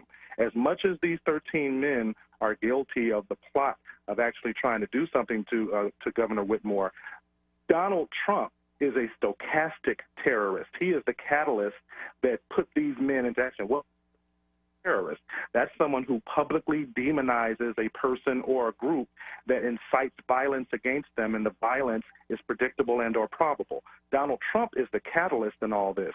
He is the one that was tweeting, "Liberate Michigan." He's the one that was tweeting, "Go out there and stand up for your rights and take back your state, and don't let these far left, liberal, liberal Democrat, whatever he was calling them." He's the one that set all these. Yes, I predict that we're going to have more post-election violence, but it's probably necessary, because if we have that post-election violence from this far right-wing contingent, then it will force the conversation. George Floyd's murder forced us to have the conversation as a nation about police violence against black people. If we see a large contingent of post-election violence from a Trump loss, it's going to force us as a country to have the conversation about white supremacy and white supremacists and this entire contingent that Bill Barr and all of the people on the right have tried to ignore. So unfortunately, it's probably going to happen. Unfortunately, we're going to have some collateral damage, but it's almost necessary at this point. Many people who are on the edge who are saying, I don't know if I believe that. I mean, all they're doing is exercising their Second Amendment rights. All they're doing is exercising their freedom of speech and their freedom to assemble. So it's probably inevitable at this point. Wow. I feel like, that's something that's been shifting. A lot of people don't want to admit it, but it is something that's been shifting the numbers towards Biden, as far as white voter numbers towards Biden, because they feel uncomfortable about that. It's just like how they were feeling about white terrorism back in the 60s during the height of the civil rights movement and the violence against civil rights workers. But not just they weren't so much moved by the violence against black civil rights workers, because that had been going on for a long time. It's suddenly when they started killing white civil rights workers, suddenly the needle started to change, right? It's like, which is weird, but still just kind of that natural reflex to want to preserve whiteness. So, but for better or for worse. Go ahead. I think it's human. Yeah, I think it's human nature to be most concerned when something impacts you. So that's a function of, we live in a country of 320 million people, and 200 million of them are white. And if something impacts white people, I don't know that that's necessary. That's a gray area. I'm hesitant to call it racist necessarily, and just a function of black people are concerned about the issues that impact black people. And until it impacts another community, they don't see it as existential. It's when the danger comes home to roost that you become that you focus on it. And so that's why I'm saying that when these white terrorists go out and they start start reacting to a Donald Trump loss, There are going to be some white casualties out there, which goes back to a conversation you and I had before, that this is our success is about aligning ourselves with other groups that are like-minded. So if those white extremists go out there and they commit those acts of terror, and that winds up creating the coalitions with black people and Latinx people and Asians and like-minded white people, we will be the overwhelming majority, and we'll get some things implemented that we want to see. That's right. David Seaton is creator, also co-host of the Buchanan and Seaton Show. You can find out more about him at Seaton Speaks, SeatonSpeaks.com. He's also at David A. Seaton on Twitter. And you can check out, well, today actually is the Buchanan and Seaton Show every Friday, 9 p.m. Central, that's 10 p.m. Eastern on WVON. Go to WVON.com for that live stream. And elsewhere as well. I think it's WVON.com if I'm not mistaken, right? Yes, it is. Is it WVON.com? It's WVON.com, and you can search WVON on iHeartRadio. And if you have a chance, listen tonight, because during the second hour, we're going to take a deeper dive into this whole issue and this whole issue of stochastic terrorism. We're going to deconstruct that and really take a deeper dive into that. All right, definitely check that out, WVON.com for more information. Okay, take care, David. I was going to WVON.com. I don't know if the site's not there, so I don't know if WVON knows at the moment that their site's not there, but you can go to iHeartRadio as well and check that out. Thanks again, David. Good talking with you. You too, always. All right, take care. Let's take a break.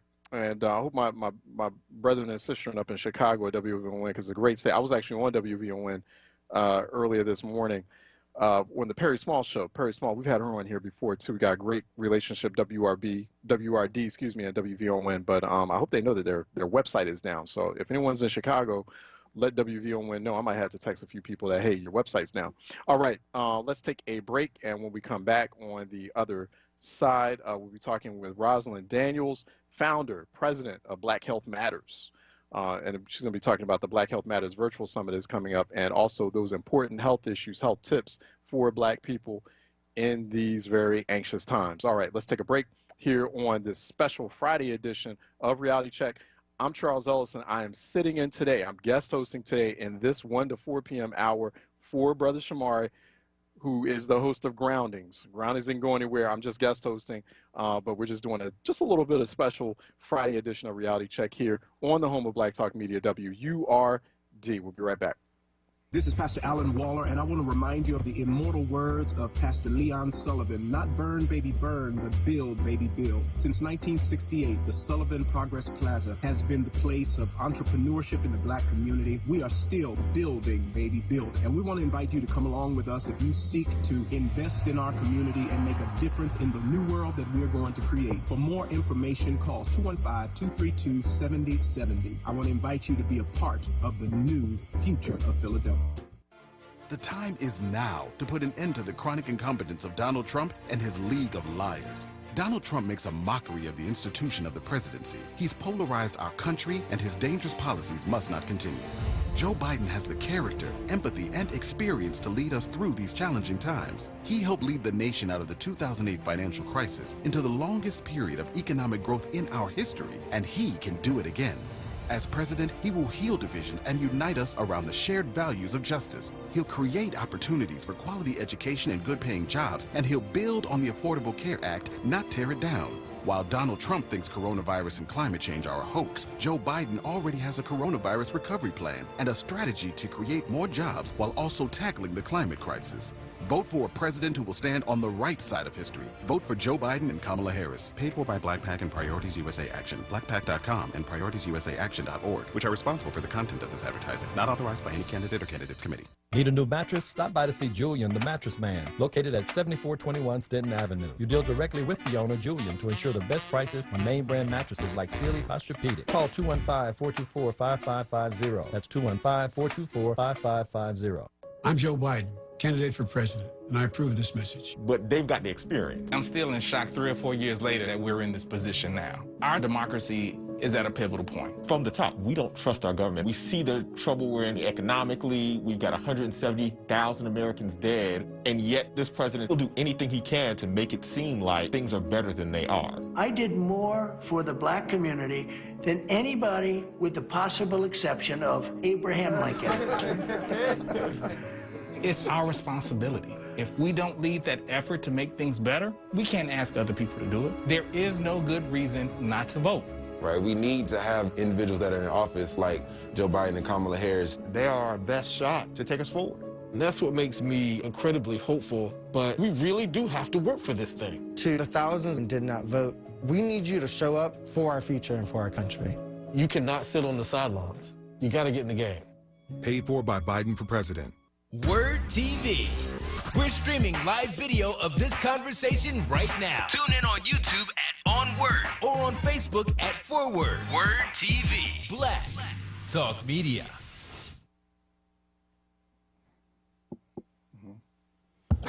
All right, welcome back. We're back at it here on our special Friday edition, just a special Friday guest host edition of Reality Check. I'm Charles Ellison. You can catch me on Twitter.com if you can, at Ellison Report on Twitter.com, at Ellison Report. Also, we are at hashtag Reality Check. I'm sitting in just for this 1 to 4 p.m. hour, just this Friday. It's a special Friday, just very special Friday edition, just rare Friday edition of Reality Check, as we're just sitting in for Brother Shamari. Brother Shamari is off today. Brother Shamari, host of Groundings. So definitely looking forward to hearing that next Friday during this 1 to 4 p.m. hour. We're welcoming now Rosalind Daniels. Good to talk with Rosalind Daniels, who is the founder, president of Black Health Matters. Go to blackhealthmatters.com for more information, tips, great essential advice on your health, on the health, the well-being of Black people. And Rosalind Daniels joins us by phone here on Reality Check during our special Friday edition. Rosalind, how are you doing? Good to talk with you. Well, how are you? All right, good. Always good to talk with you. So let's talk about this virtual Black Health Summit. Black Health Matters Summit that's coming up. When is that, and what will that be all about? So our summit is going to be tomorrow, October the 10th, and we start at 8 a.m. and we go until about 4:35 p.m.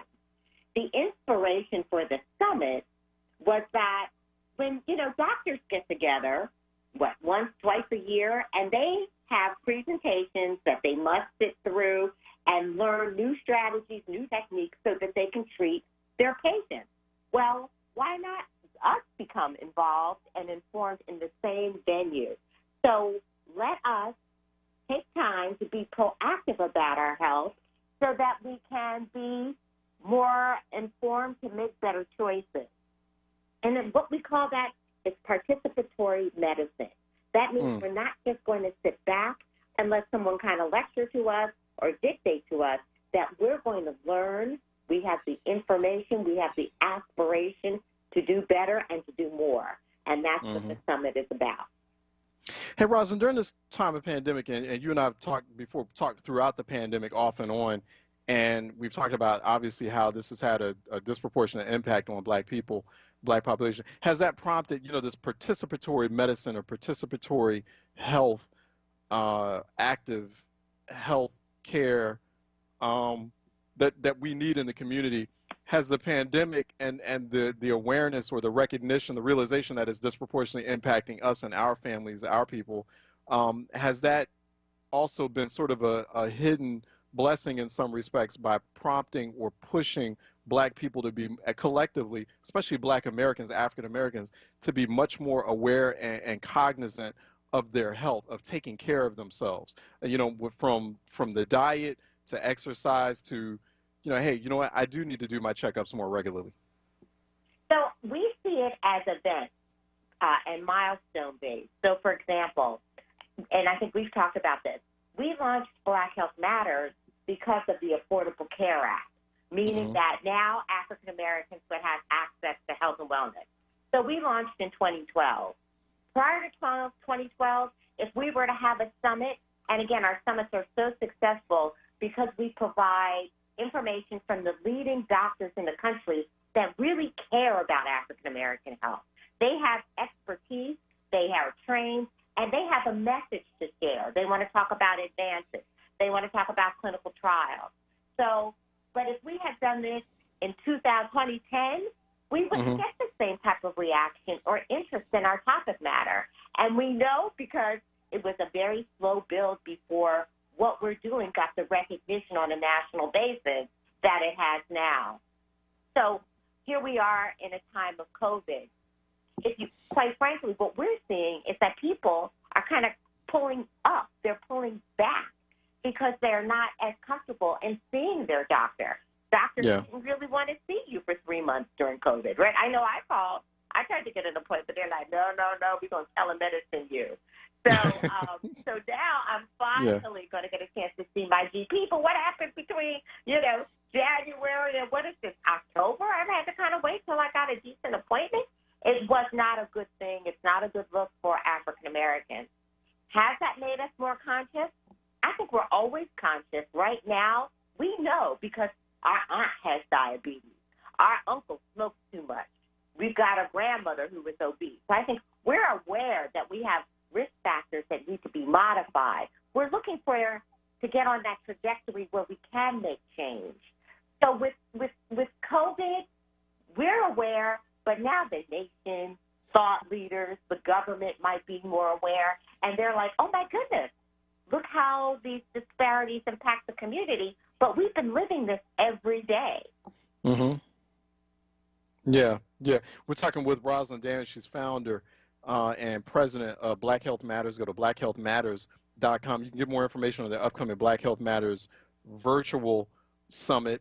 You definitely want to participate in that. That's coming up this weekend. Starts this weekend into the weekend. So go to blackhealthmatters.com for more information. Also, Rosalind, what are some of the other issues that are coming? What are going to be the top health issues that this Black Health Matters virtual summit is going to identify? Obviously, COVID is going to be at the top, but there are of course some other issues that are intersecting with that are related to it. What will those issues be that you'll be discussing? Absolutely. So number one, obviously, it's Breast Cancer Awareness Month. We have pulled together an amazing discussion on breast cancer. So we have a doctor, an oncologist, who's going to talk to us about the prevalence of breast cancer, what you can do, what you need to manage, how you need to do your monthly exams, your personal monthly exams, not a doctor touching you, but you can do it yourself. But, we have to work everything because just because you don't have a lump doesn't mean you have breast cancer. So just to put you in a hyper state of vigilance about your health because we're worth it. Then we have 2 leading health advocates working in breast cancer, meaning that there are people, if you have on chemotherapy, you can't work, you can't pay your bills. So there are actually resources and organizations specifically out there for African American women who are breast cancer survivors that provide support and aid. So let's take a look at that. We talk about prostate cancer. What's the stat? Like 1 in 8 African American men will have prostate cancer in their lifetime. It doesn't mean it's going to kill them, but if you knew it was 1 in 8, you would probably want to be informed. So we have an amazing doctor based in Atlanta, Dr. James Bennett, who's going to talk about prostate cancer, the prostate, how it grows, it's enlarged, how it ages, all of that. We talk about endometrial cancer, another situation where African American women normalize body dysfunction. If you're a certain age, you should not be having periods. You should not be having spotting. So don't just try to say, hope it's not a strategy, right? Oh, I hope it goes away. It's not a strategy. So we have doctors that are going to talk about that. Then we're going to give other issues an opportunity for oxygen where they would not have. African Americans have a high prevalence of lupus. 1 in 200 Black women have lupus. So because we can't, and we're not really supporting that lupus community, right? If you have an advanced state of lupus, you're not really going out, you're not socializing, you're actually living in isolation because you don't have the energy or strength. You're completely fatigued. We'll talk about that. If you have sickle cell, again, a disease that we all know we have, but it's not getting the general type of attention that other disease states get. So we have experts on sickle cell. So we're really looking to dig in deep. But on the other side of the managing chronic disease, we're going to have a discussion discussion with Dr. Lauren Powell, who's a doctor who's devoted herself to, we call her the culinary doc, how you can medicate yourself through food. So maybe before you reach for that aspirin or you reach for that medication, maybe you'll try to alter your diet. And she's going to do a wonderful cooking demo for us. And then I'm so excited. We have a great presentation on mental health. One of the things that we've noticed based on COVID, based on the pandemic of racism, is finally we are admitting that we have anxiety and trauma. Before, we kind of didn't really want to talk about it. Now, our audience, when we did a survey, they want to hear more about mental health front and center, not as a secondary topic. So we have a leader, Dr. Stephen Broughton from Kappa Alpha Psi fraternity. He's the head of their health and wellness platform, and he's going to talk about mental health in the African-American community. And we're balancing that out with a psychologist, Dr. Obari Cartman, and he practices on the south side of Chicago, where you're seeing a lot of aggression and black-on-black crime, and what the strategies are in place there. So we have this great dynamic that's going to happen between these two practitioners. So we're excited about that. So, again, we have other amazing lineups that'll make it an amazing day for everyone. All right. I'm talking with Rosalind Daniels. That's good with that mental health component. Is very, it's just very key. And it can trigger, it can precipitate, aggravate a lot of those health problems, those physical health problems. So it's good to hear that. We're talking more and more intently about that, and especially during this time, it's dark, uncertain time. Speaking of black trauma, black mental health, it's just sad news I just gotten recently about the passing of Dr. Patricia Newton, a Black Psychiatrists of America founder, and she was really being very vocal and being something of a trailblazer and kind of pushing that issue about black trauma and black mental health. Thanks so much for this, Rosalind. Really appreciate the time. Always good talking with you. BlackHealthMatters.com for more information and for more information on registering for that summit, that virtual summit, which is tomorrow. Rosalind, thanks so much. Be safe. Thank you. All right. Take care. Okay, let's take a break, and we're going to open up the phone lines. Phone lines are open at 215-634-8065, toll free 866-361-0900. This is a special rare Friday edition of Reality Check. We're just sitting in for Brother Shamari and Groundings. Groundings, typically Brother Shamari is hosting, so he's just taking a day off, and we're just sitting in. We're standing in, filling this spot. I'm just guest hosting this 1 to 4 p.m. Friday hour. I happen to have a little bit of time on my hands, as you can see, so, I got the sweater on, doing the whole, casual Friday thing, and just wanted to spend some time with my WURD fam. So 215-634-8065, toll free 866-361-0900. Let's take a quick break, and then when we come back, we'll be talking with you. It's the return of Nick Taliaferro. Catch Nick beginning Tuesday, October 13th. Monday through Thursday, 4 p.m. till 7 p.m. Nick Taliaferro makes his return Tuesday, October 13th from 4 p.m. till 7 p.m. Exclusively on WURD Radio, 96.1 FM and 900 AM WURD. Streaming live at WURDradio.com and the WURD Radio app. Or watch live on WURD TV via Facebook.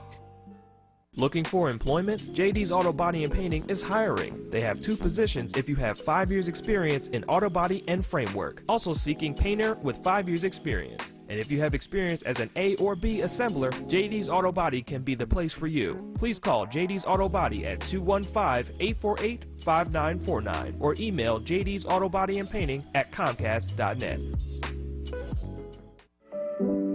Recovery starts with a call. Pennsylvania's Substance Use Disorder Hotline is staffed by real people who are trained to help. They're here 24 hours a day, 7 days a week.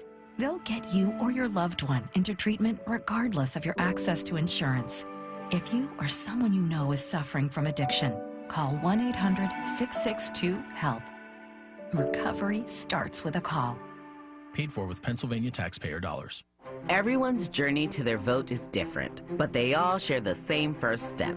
If you want your voice to be heard on Election Day this November 3rd, you must be registered to vote. It's easy, and there are lots of ways to register. You can do it in person, online, or by mail, but you have to do it by October 19th. To learn more about how to register and to make a plan to vote, visit PhiladelphiaVotes.com. However you want to vote, we'll help you find the way. Smith Play John is a new kids TV show produced by Smith Memorial Playground. Tune in Wednesdays at 3 p.m. on Comcast, Verizon, or PhillyCam.org for at-home play breaks, music time, story time, and to share your John. Details at smithplayground.org.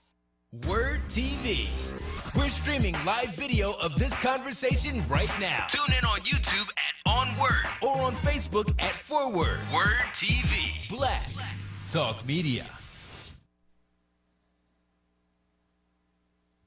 All right, welcome back to our special Rare Friday edition of Reality Check. I'm Charles Ellison, guest hosting in this 1 to 4 p.m. hour today here on WURD, sitting in for Brother Shamari, host, founder, creator of Groundings here on WURD. So we're just doing a rare special Friday edition of Reality Check.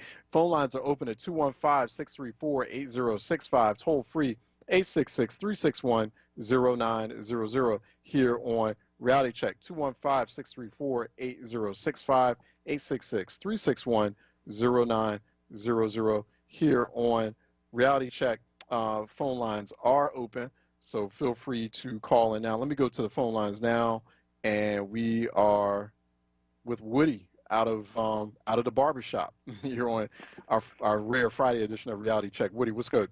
Hey, Brother Shamari, how you doing? What's happening? Is this Groundings, or is this is this Charles? Yeah, this is right. Hey man, how you doing, man? How you doing? I'm All right. working in the barbershop, and it's driving me crazy, but I can't get a chance to listen because I only got 2 ears, so I need about 4 or 5 of them, and then I could listen. Right. That's what's going on, and I watch you all the time through my mind's eye on the computer, answering the phone, doing all these things at one time. You're getting quite good at it, Charles. You know, I mean, boy, I don't know how you do it, but anyway, I have to focus on those things that I know are correct. And in order to pass them on to young brothers like yourself, I got to go slow. So please excuse me for doing that. I heard your last person on talking about mental health. And when we talk about the issue of all these shootings, I know that this is a mental public health crisis. This is the only way that we're going to be clear, and I shared this with you before, is to deal with epigenetics. That's the doctor I was telling you about over in Cornell University that came up and discovered this. This is traveled through that time to where we are now. So what are we going to do about it? Are we going to just say, okay, and then keep moving? Or are we going to really bring out this whole thing to say that this is all dealing with mental health? These brothers that are out there have to feel like there's somebody, and the only thing that they can do, since they can't read, write, count, or spell, to feel like there's somebody is get power. Where there's power in that gun. You know, it makes people afraid of you. If somebody says something to you, you're going to go after them, or you're going to get even with them. That gives them a false sense of power, because everywhere else they go, you can't read, you can't fill out applications, you can't get a job, you're being judged if you can't. So they're being judged as being less than. And then the news media doesn't help, because it fuels the fear. You see what I mean? Of black males all over this country. So all I'm saying to you is, we have to work with these young men from a mental perspective, and it all starts with how they feel about themselves. How you feel about yourself is everything. That's why I applaud your grandma, because she gave you that ability inside to hold on, son, hold on. You have to go this way upstairs. You're not to use that upstairs. So sorry, Charles. Another customer was moving. But your grandmom, I applaud her, and I'm not going to stay on because I know you guys are on here, and I want you to know I'm trying to do 2 and 3 things that I can't do like you. Okay, second floor. Open it for him, Leonard, please. But anyway, we have to do something, Charles. I've been trying to get you to this barbershop, which is going to be the only way this old man can show and share with you, because I don't have the skills you do to do 1 million things at one time. So hopefully you will hear me. 215-879-9935. Please come by. All right, I will. We'll be in touch soon. Brother Woody, I appreciate you. Let me go to Jacob out of Olney, calling in for a reality check on this Friday afternoon. Jacob? Hey, peace be unto you, Brother Ellison. Peace. How you doing? Can you hear me? Yes, sir. Hope you can hear me. Yeah, Brother Woody just was talking about mental health, right? Which brings me to this. the 45th president of these United States. When do you think that the Senate should think about invoking that 25th Amendment? Because it's obvious that 45 is tripping, right? He on them steroids and them drugs and everything.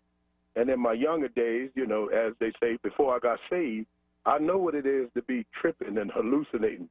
And they saying the stuff that he's on, you can do all of that. You can, you know, you can hallucinate, you can do things.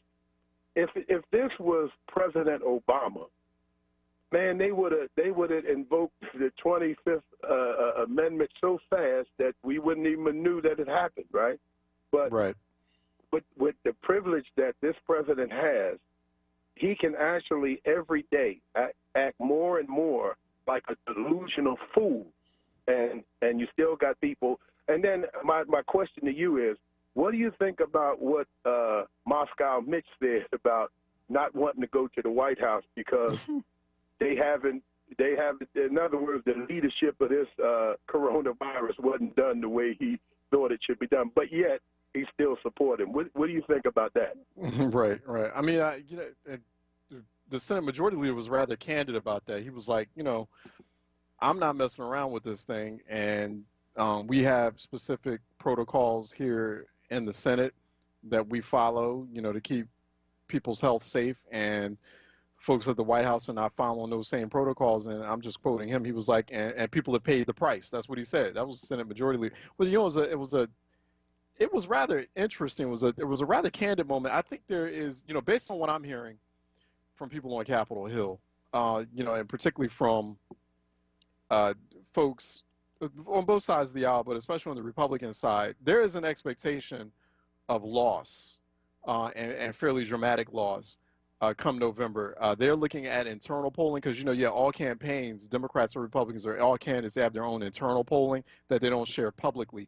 And what they're saying is that the internal polling that they have is bad. It's just very it's like apocalyptic politically as far as like Republicans are concerned. Now I these days I don't trust Republicans. I mean I like, you know, it could be a red herring. You know, I mean, anything that Republicans float about publicly, any comment or anything that they make, I mean, they've wrecked the country so bad that I'm like, okay, it could be a red herring. It could be just like it could be deliberately or potentially misleading or false information that they're telling. Their internal polling could say some good things, and they just don't want to tell us because they want to throw everybody off and make everyone feel comfortable, and people don't go out there and vote. So I wouldn't trust anything Republicans say. But I mean, based on the information we're getting now, so you know, Senate Majority Leader feeling a little bit more comfortable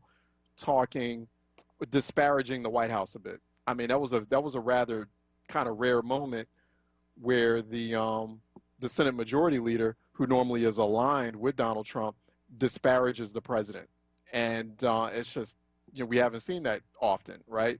So you're right now, and thank you for that too, Jacob, because we did have news this morning that the House Speaker Nancy Pelosi, also Congressman Jamie Raskin, unveiling legislation today to establish a congressional commission exploring President Trump's fitness to serve.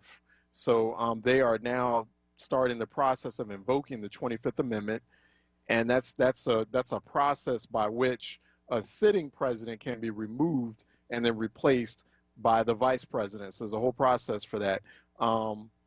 You know, Pelosi stressing that this has nothing to do with the November 3rd elections, but a lot of people are terrified, and these are both Democrats and Republicans, are terrified of the current state that the president is in. There are a lot of folks who are indicating that both publicly and also off record that he's not in a good state, and so he's not in a good state mentally. And it's just like you told. I mean, these medicines, or this battery of medicines that he's on right now, is actually it can do some things. It can make you say things that you wouldn't otherwise say. It can make you do things that you would. So, you know, right? People are not convinced that the president has all his faculties in place. So, go ahead, Jacob. You had something else you wanted to say? Were you still there, Jacob? Okay. We lost Jacob. But anyway, we got phone lines still open at 215-634-8065, toll free 866-361-0900 here on our special rare Friday edition of Reality Check. I'm sitting in for Brother Shamari, who's the host of the creator and host of Groundings.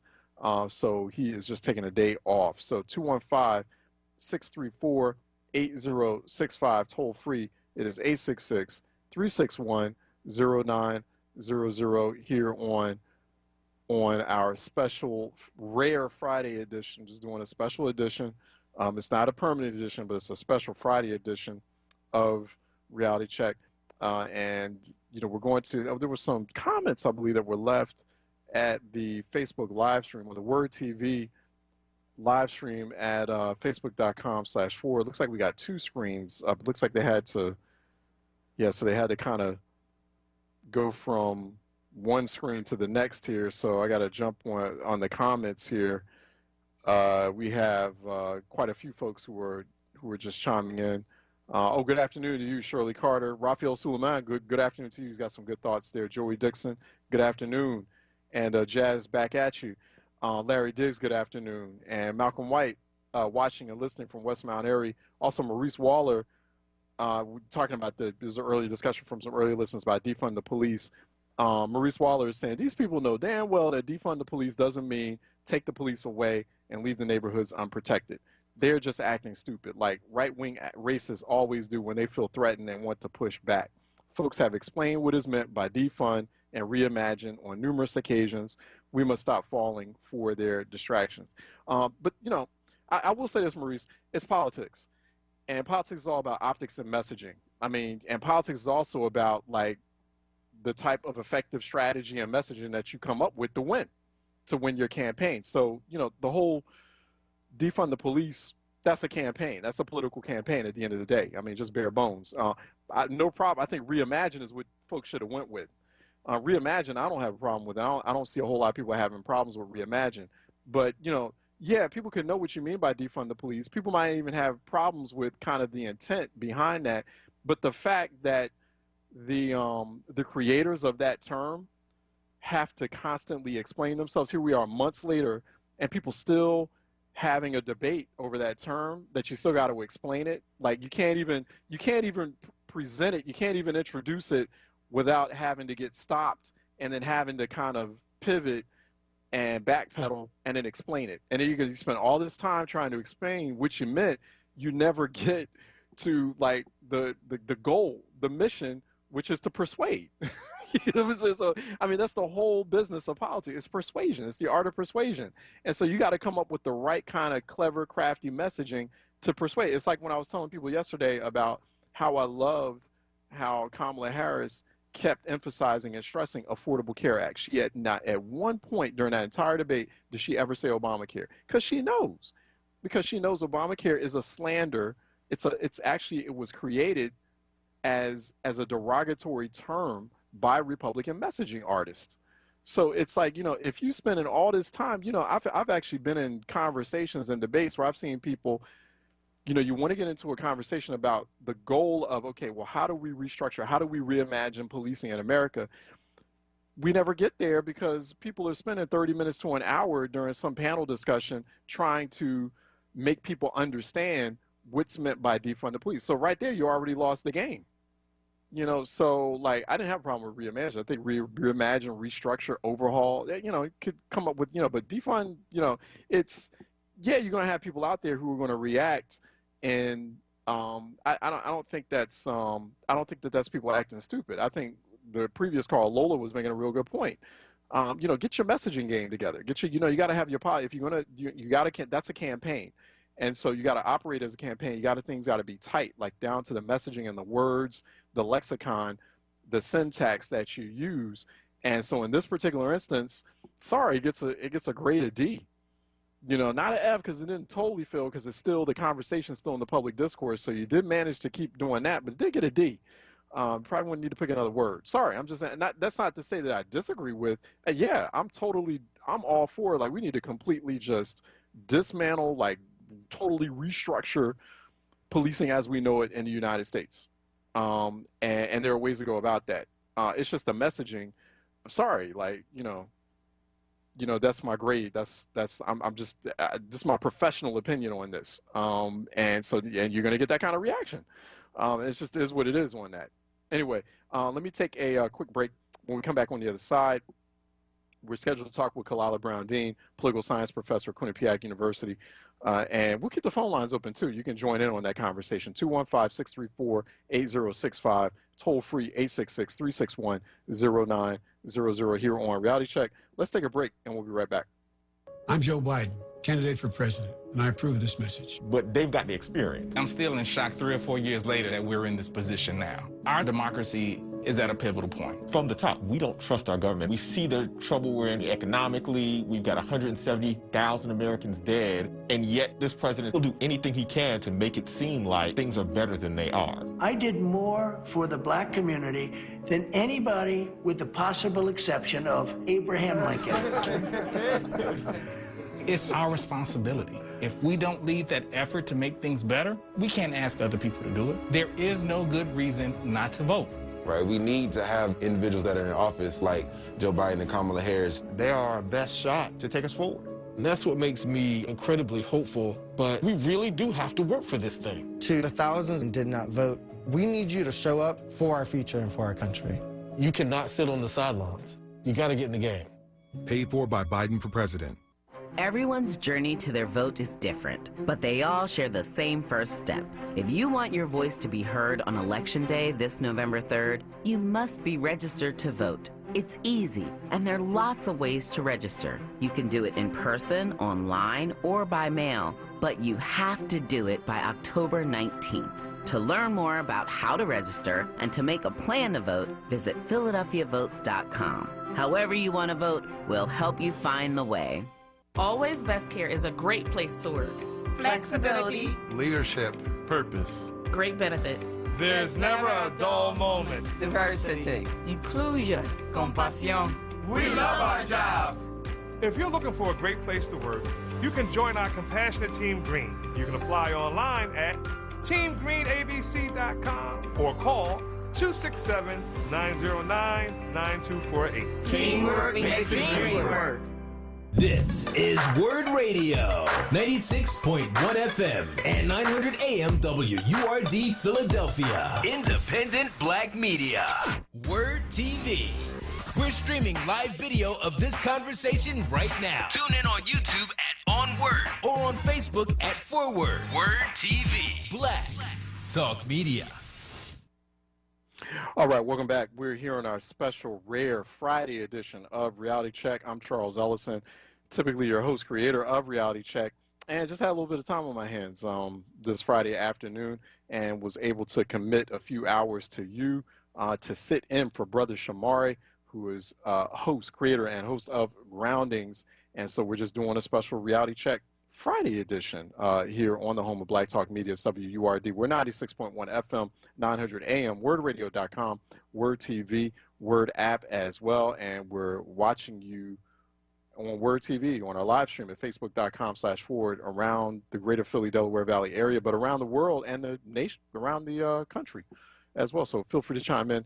I'll get to some of those comments there. Phone lines are open right now, by the way, 215-634-8065. Toll-free 866-361-0900. While we talk with our special guest, it's been a while since we had her on Reality Check. That's just because everyone's got busy schedules, including the esteemed Professor Kalila Brown-Dean, Professor of Political Science at Quinnipiac University, also author of Identity Politics in America. So, and now she is host of a new show called Disrupted. Disrupted is on public radio up there in Connecticut. How's it? So that's every Wednesday. Is that every Wednesday, Kalila? And where do people need to hear that if they want to go check? Because your first debut episode was not too long ago. You just had Dr. Eddie Glaude, I believe, as a guest. You got some great guests on Disrupted, so I'm hoping that I'll be a guest at some point. So, but how's it going? Where can people go hear Disrupted? Wow. Thanks, Charles. Thanks for having me back. So you can listen on WNPR.org, or you can download the podcast on all your favorite podcast platforms. Got it. Got it. Now that's Connecticut Public Radio. Connecticut Public Radio, and the show is There you called go. Disrupted. Excellent, excellent. So, Kalila Brown Dean making some moves. It's good to talk with you. Always good to speak. Well, I mean, we every now and then we do catch up with one another in this virtual environment. But it's good to get you back on WURD. It's a very I don't know where to start with this week because it's been a very active week, and then we're just expecting it to get a lot more intense and a lot more eventful over the next few weeks. First, I want to start with the debates because the vice presidential debate. That felt more like a presidential debate, right? That's like the presidential debate we wanted. And but I wanted to get your assessment on how that went and how that established Kamala Harris. It made her look very presidential, right? You know, I think people have a lot of concerns about the top of the ticket for both Democrats and Republicans. So for the country to be able to get to hear from Kamala Harris in her own words, who is she? Where did she come from? What does she want to do? To hear Mike Pence speak, because we're in a moment where there's a concern about if something happens to the president and Mike Pence has to take over, who is this person? So what we heard the other night was more presidential, but I still left frustrated, like, answer the question. Not the question you wanted to be asked, but the ones that you were actually asked. What are those? I want to unpack this a little bit with you. I thought, Senator Harris did well. I think that was her best debate performance of the entire 2020 presidential election season. Because I had issues anyway, and I've said this before to you. I've had issues. I think she was a little bit challenged in previous Democratic primary. Clearly, she was sharper this past Wednesday evening. But what were some of the issues? What were some of the questions that went unanswered that were missed? Because now this kind of goes beyond the VP debate, and it gets into like out of all the drama that we continue to talk about, from the president being sick to now House Democrats introducing legislation to invoke the 25th Amendment. There's still a lot of key quality of life issues that we keep missing here, and a lot of those were missed, or they weren't responded to very well or answered about very well at that debate on Wednesday night. You mentioned quality of life, and I walked away from that debate like, let's talk about life in general. You don't get to say that you're pro-life, and you don't care about the 200,000 Americans who have lost their lives in a way that it could have been prevented. You don't care about the black and brown kids in Philadelphia who sit in front of a computer screen for 6 hours a day because you couldn't get it together to figure out how to teach kids safely. And, Charles, the thing that was most telling to me and really disappointing was the question about Breonna Taylor. And Pence never answered that question. Essentially, by dancing around it, he said it's okay, that no one has been held accountable for her murder. When we are in a moment in our country where the man who choked George Floyd to death is out on $1 million bond, and yet we all know cousins and uncles who couldn't bond out for $100, that's about life and death. Because that reform of that system, of the bail system, a bond system, could have saved the life of Khalif Browder or Sandy Bland. So what we have to do within our communities, aside from what the politicians do, what the parties do, how does this affect our everyday lives? And that's what we need to be pushing for. Think about Pennsylvania, the sanctity of this election, and you have people trying to create committees to suppress your vote, to steal the vote from you. I want to hear the candidates talk about that. Yeah. So, before we get into that, because real quick, because there has been some developments with respect to the killer of George Floyd, the person who murdered George Floyd. Some developments with respect to that. Some developments with respect to Jacob Flake. But one thing I was curious about. One thing I have not heard during these debates, whether it was the first presidential debate, Kalila, or it was the vice presidential debate this past Wednesday, no one's talking about K through 12 education. What's up with that? It's interesting to me, again, to hear people talk about being pro-life and the sanctity of life and being willing to stake their whole on this. What about the lives of kids in K through 12 who are behind, not based on some curriculum, but because there is such instability? And if we know that kids are already starting out of the gate behind because people didn't invest in their education, what does that mean for their wellness, for their mental wellness, for the anxiety that their parents face because they don't know if they'll be foreclosed on or evicted, and how that increases rates of domestic violence, of addiction, of anger that our babies now have to navigate through? Yeah. But the other thing, neither Biden nor Harris are bringing up K through. I mean, there's a real K through 12 education crisis and a child care crisis. I mean, you already have parents making a really impossible choice between having to go back to work or stay home with their children so they can conduct remote learning. So you have millions of parents having to make that parents who are already in a bind, having to make that real choice. No one's bringing that up. I didn't hear. I was thinking like Kamala Harris would bring it up. She didn't bring it up, and Joe Biden didn't bring it up. Well, obviously, didn't seem like he had a whole lot of opportunity to bring it up. But I'm just kind of floored that we're not having like a national presidential campaign discussion about issues like that. It's a dangerous choice that parents face. Because do you leave your kids home alone so that you can actually go to work and provide for them? Do you leave them with an older sibling or an older family member and all of the challenges that come along with that? We had a long discussion we listened to during the debate about the Paris Climate Accord and climate change. Think about the environmental hazard of children living in Philadelphia who are subjected to elevated lead rates or compromised air quality. We know that those kids then are more likely to develop asthma, makes them more vulnerable, so they are then compromised when it comes to something like COVID-19. Why not connect the dots to young people, to children who are suffering in myriad ways because people are more concerned about a fly than they are about little Johnny that lives across the street?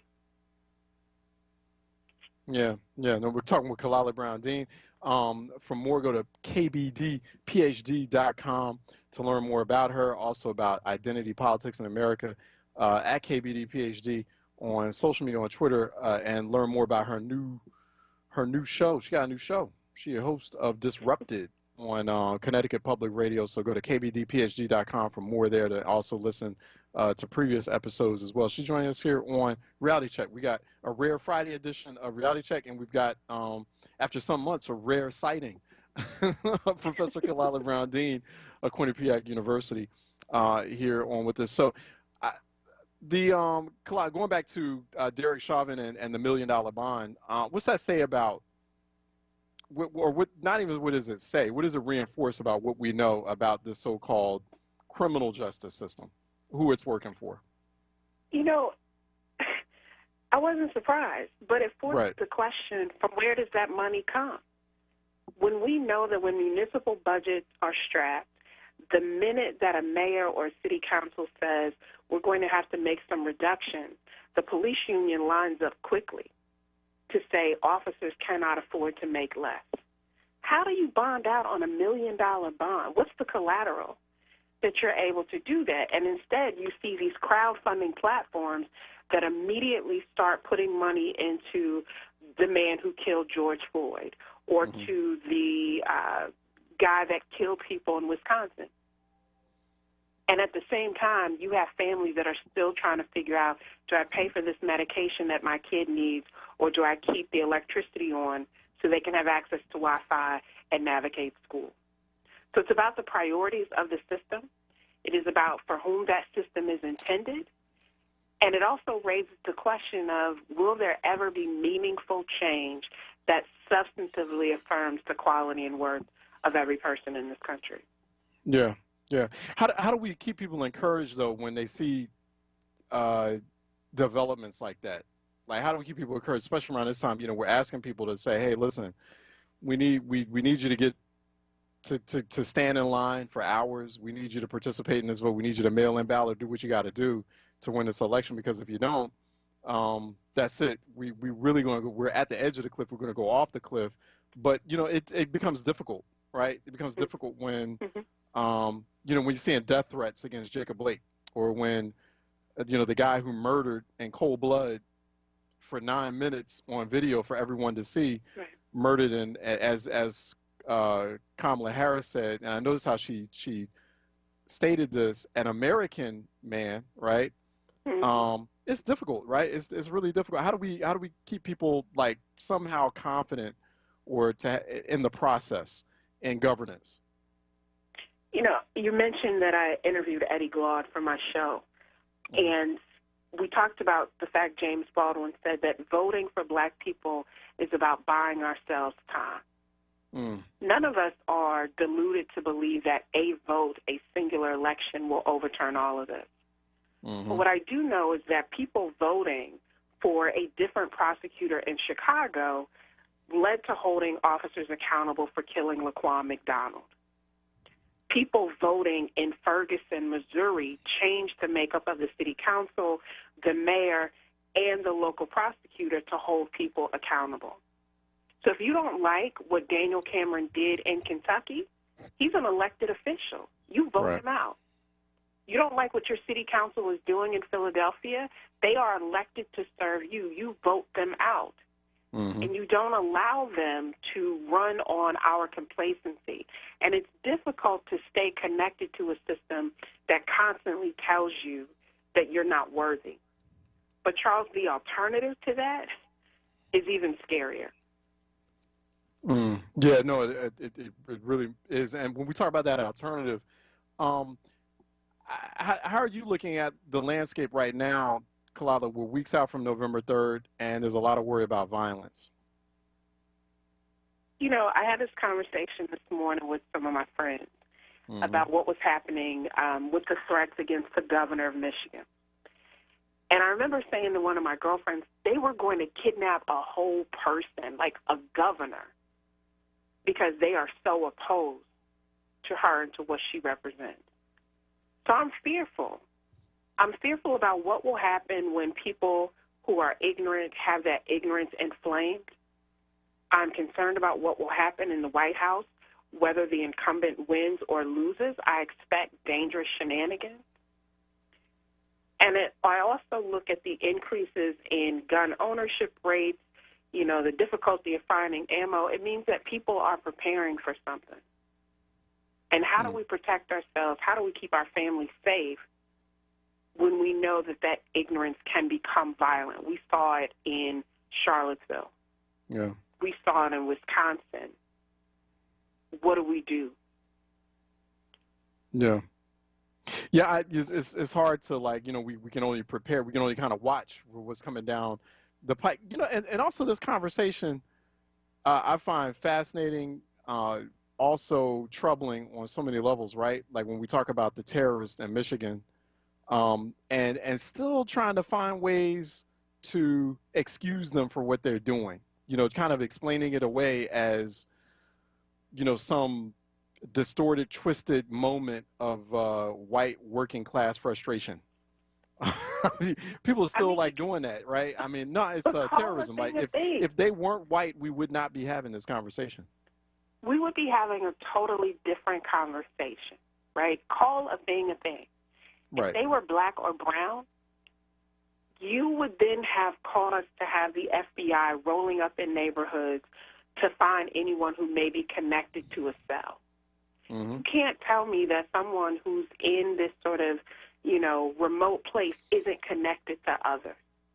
So why don't we call that terrorism? Where's the Attorney General of the United States? Where's he?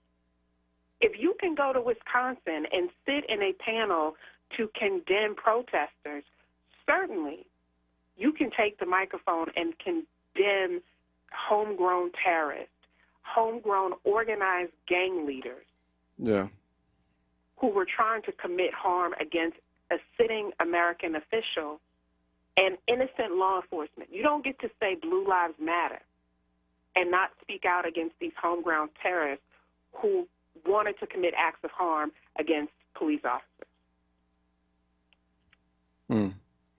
Yeah, no, we've been talking with Kalila Brown, Dean, political science professor at Quinnipiac University, also host of the newly launched Disrupted on Connecticut Public Radio. So go to kbdphd.com to get more information on her, at kbdphd on social media, and get your copy of Identity Politics in America Today. When you get a chance, a good read. It's a very essential and informative read as well. And we have the good fortune of finally getting her schedule in order so she can join us here on our rare Friday edition of Reality Check. Kalila, thanks for your time. I really appreciate this. Good talking with you. Thank you, Charles. Stay well. All right, you do the same. Be safe. Take care. Also, don't forget, join us for our EcoWord Environmental Justice Summit. Our EcoWord Environmental Justice Summit is coming up this Monday, October 12th. It starts at 10 a.m. at the start of the Reality Check week on Mondays, 10 a.m. So we're going to be doing our EcoWord Environmental Justice Summit. We're going to have a number of activists, advocates, thought leaders, elected officials, luminaries in the environmental justice movement. We're going to talk all day about the environment, how environmental racism impacts Black people, how environmental racism is everywhere, how it's definitely a top issue, a top priority, it's a very alarming state too for Black people. We're doing this in recognition of Indigenous Peoples Day, so you know it's Indigenous Peoples Day on Monday, October 12th. It's not that other day; it's Indigenous Peoples Day. So while you're working, or like some folks were saying, protesting against that other day, that other guy's day, on Indigenous Peoples Day, you can listen to our EcoWord, our special EcoWord Environmental Justice Summit. We're doing this in conjunction with Bartram's Garden. That's our content partner, our main partner for this. Also with From the Source Reporting Collaborative, and all of this is supported by PICO, the Watershed Education Alliance, the Linfest Institute, and the William Penn Foundation. So for more, go to WURD Radio, WURDradio.com, and also EcoWord.com as well. So definitely looking forward to Monday, the EcoWord Environmental Justice Summit. So that's coming up, and we will talk with you there. Also, Tuesday, October 13th, we welcome back beloved WURD host Nick Talaferro. He's coming in for the new Drive Time show. That's going to be on 4 p.m. on Wednesday afternoon, on afternoons and evenings is Drive Time with Nick T. That's going to be every Monday through Thursday from 4 to 7 p.m. And that's going to be conversation and contemplation with Nick T. So Nick T's coming back. I'm looking forward to that. Show will feature Nick's unique brand of wit, wisdom, and humor as he talks with authors, experts, newsmakers, and you. So check out the evening Words with Nick T starting this Tuesday, October 13. Also, you want to keep your dial locked in so you don't miss Sincerely Sarita at her new time, Monday through Thursday, 7 to 9 p.m.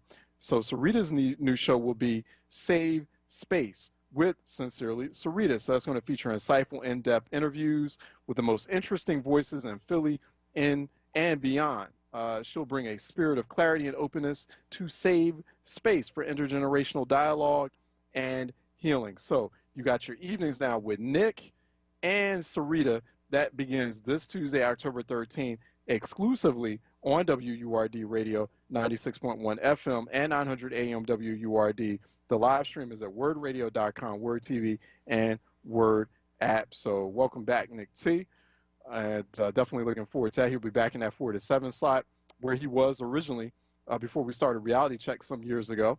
And so now Reality Check's 10 to 1, and Nick T's coming back. So that's good news. That's good to hear. We're welcome back. Looking forward to that come next Tuesday. All right, let's take a break.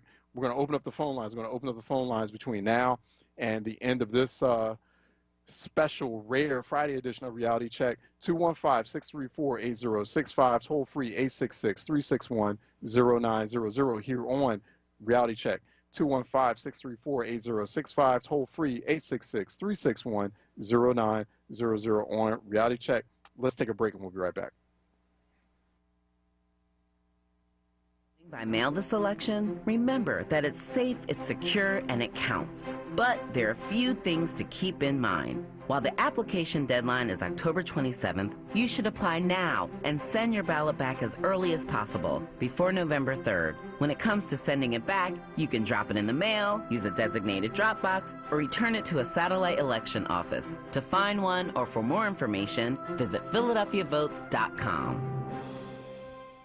WURD Radio presents the following information to help you navigate the up-and-coming election. Still concerned about COVID-19 and voting in person?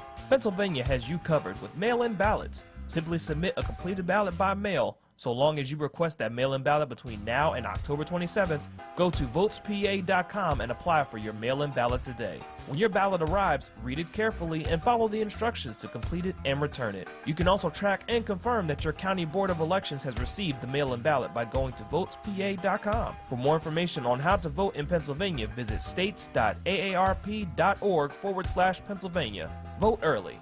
WURD Radio presents the following information to help you navigate the up-and-coming election. Stay informed and vote. For more from Charles Ellison, tune in Monday through Thursday from 10 a.m. to 1 p.m. or visit wordradio.com. WURD TV. We're streaming live video of this conversation right now. Tune in on YouTube at onWURD or on Facebook at ForWord. WURD TV. Black Talk Media. All right, welcome back. We're here on this rare Friday edition of Reality Check here during the 1 to 4 p.m. hour on Friday. I'm sitting in for Brother Shamari, host of Groundings, creator of Groundings. So he's just taking a day off today, and I went ahead and agreed to sit in. I'm just sitting in today, this rare Friday edition. Phone lines are open at 215-634-8065. Toll free, it is 866-361-0900 here on Reality Check Rare Friday edition. 215-634-8065. Toll free 866-361-0900. Some folks have a lot to say on Facebook Live. Cynthia Logan, thanks for explaining the use of the slur when discussing health care. Hate hearing our people say that instead of ACA, the Affordable Care Act. Thanks also for sitting in for Brother Shamari. All right, thank you for listening in, Cynthia Logan. Really appreciate that. Raphael Suleiman has been writing a lot here on Facebook Live today. He's saying if Trump already has a malignant, narcissistic personality, then steroids will just make him crazier. Somebody needs to get the nuclear football away from him now. Hopefully they've already taken measures on that. He is on like 13 medications so that he can battle COVID. He's fighting for his health and his life. He's still contagious. He needs to stop holding rallies and campaigning too. Now, he wants to get people contagious. That's the whole purpose of the debate. He's like, misery loves company. And so he's sick. He wants everyone to feel like he's feeling. And he definitely wants his opposition to get sick while they're around him. So, it's just the Democrats, particularly Biden, they just have to continue to be very sharp and smart in these upcoming activities and these upcoming campaign rallies and debates, et cetera. So we'll see. Things are still kind of up in the air as far as the next debate that's scheduled. We don't know if it's scheduled. We don't know because there's like a constant back and forth between the campaigns and also the Presidential Commission or the Commission on Presidential Debates. 215-634-8065, toll free. It's 866-361-0900 here on Reality Check. 215-634-8065, toll free 866-361-0900. Raphael Suleiman was also saying his solution to the increasing gun violence problem, especially in a place like Philly, establish a strict gun policy in the city that is similar to the gun policies of D.C. and New York City. It is almost impossible for the average citizen to secure a gun permit in D.C. or New York City. Also, if you're caught with an illegal gun, the sentence is an automatic 2 to 5 years in prison. If you fire a gun, it is a minimum of 2 years in prison. For example, the New York Jets football player Plaxico Burress, I remember that, shot himself with his own gun in a bar, and he got an automatic 2 years in prison. That is how strict gun laws are there. Philly has a similar demographic of black people as Brooklyn and Harlem. If the gun laws could work there to deter crime, they can work here. But then you obviously got the issue of the state legislature, Harrisburg, always stepping in because Pennsylvania is a very gun-friendly state. So, Philadelphia will attempt to try measures on its own. Will try to put or implement strict gun policy. But I wonder how that will play out because, D.C. and New York City don't have those kinds of issues. Don't have like a state. Well, D.C. is not a state, so they don't have a state legislature being in the way of that. But they do have like occasionally Congress getting in the way of things. But it's just interesting how to play out. It's a good idea. Also, Raphael Suleiman, I will provide my theory about the genesis of the drug scene in Philly and the scene around neighborhoods like Kensington and Frankfurt. Washington Heights is the Dominican area in New York City. Many Dominicans crime kingpins are headquartered there along with the Bronx. I strongly believe that many of the narcotics cases in Philly have a direct link to organized crime groups that are based in New York City and Jersey. Drug supplies are controlled by transnational criminal organizations that are either Asian or Hispanic based. Fentanyl is a derivative drug that is based in China and Southeast Asia. In order for local dealers to get it, you must have a foreign crime source. The feds need to partner with the local police in Philly in order to break up a lot of the drug rings in the city. Local corner boys, who are often African American, are not running these drug operations on local street corners by themselves. So some good thoughts from Raphael Suleiman watching us on WURD TV. Thank you for that, Raphael. That's what we want. We want some thinking around exactly what's going on and what to do about it. So phone lines are open. 215 on this Friday afternoon. 215-634-8065. Toll free 866-361-0900 here on Reality Check. 215-634-8065. Toll free 866-361-0900 here on Reality Check. Also, leave your comments at facebook.com/4word, facebook.com/4word, and you can also catch me at Ellison Report on twitter.com as well. Harry Lopez at Bed-Stuy Ready listening in. Trump didn't just radicalize the militia. He was just an enabler for them. They want a race war, plain and simple. They always have been clear of their position with regards to the American government. It's just many of us didn't pay attention. They've been here since 1865 and counting. That's Harry Lopez at Bed-Stuy Ready on Twitter. So he's just tagging us and touching base with us and responding to some of that earlier conversation we were having with David Seaton, one of our regular contributors from WVON that joins us here on Reality Check WURD. Let me go to the phone lines. We got Tyrone out of North Philly calling in for a Reality Check. Tyrone? Hey, peace and blessings, Brother Charles. Hey, what's happening? Hey, man, thank you, man, for joining us on a Friday afternoon.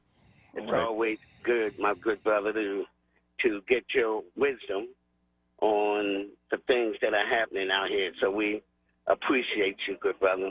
All right, thank you. And much love and respect to my WURD family. My concern right now, Brother Charles, and it's been since the time Vince, you and I were speaking back in Bartram a couple of years ago. That's right.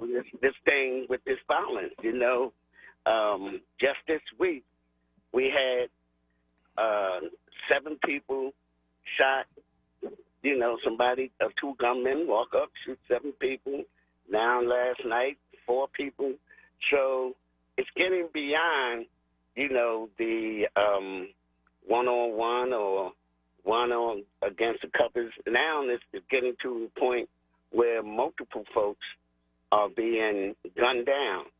And for whatever reason, because you know me, I am never going to blame anyone, because this is definitely about all of us, getting on board and all of us taking some sort of a role and trying to, like I said, one, speak to the ones with the guns.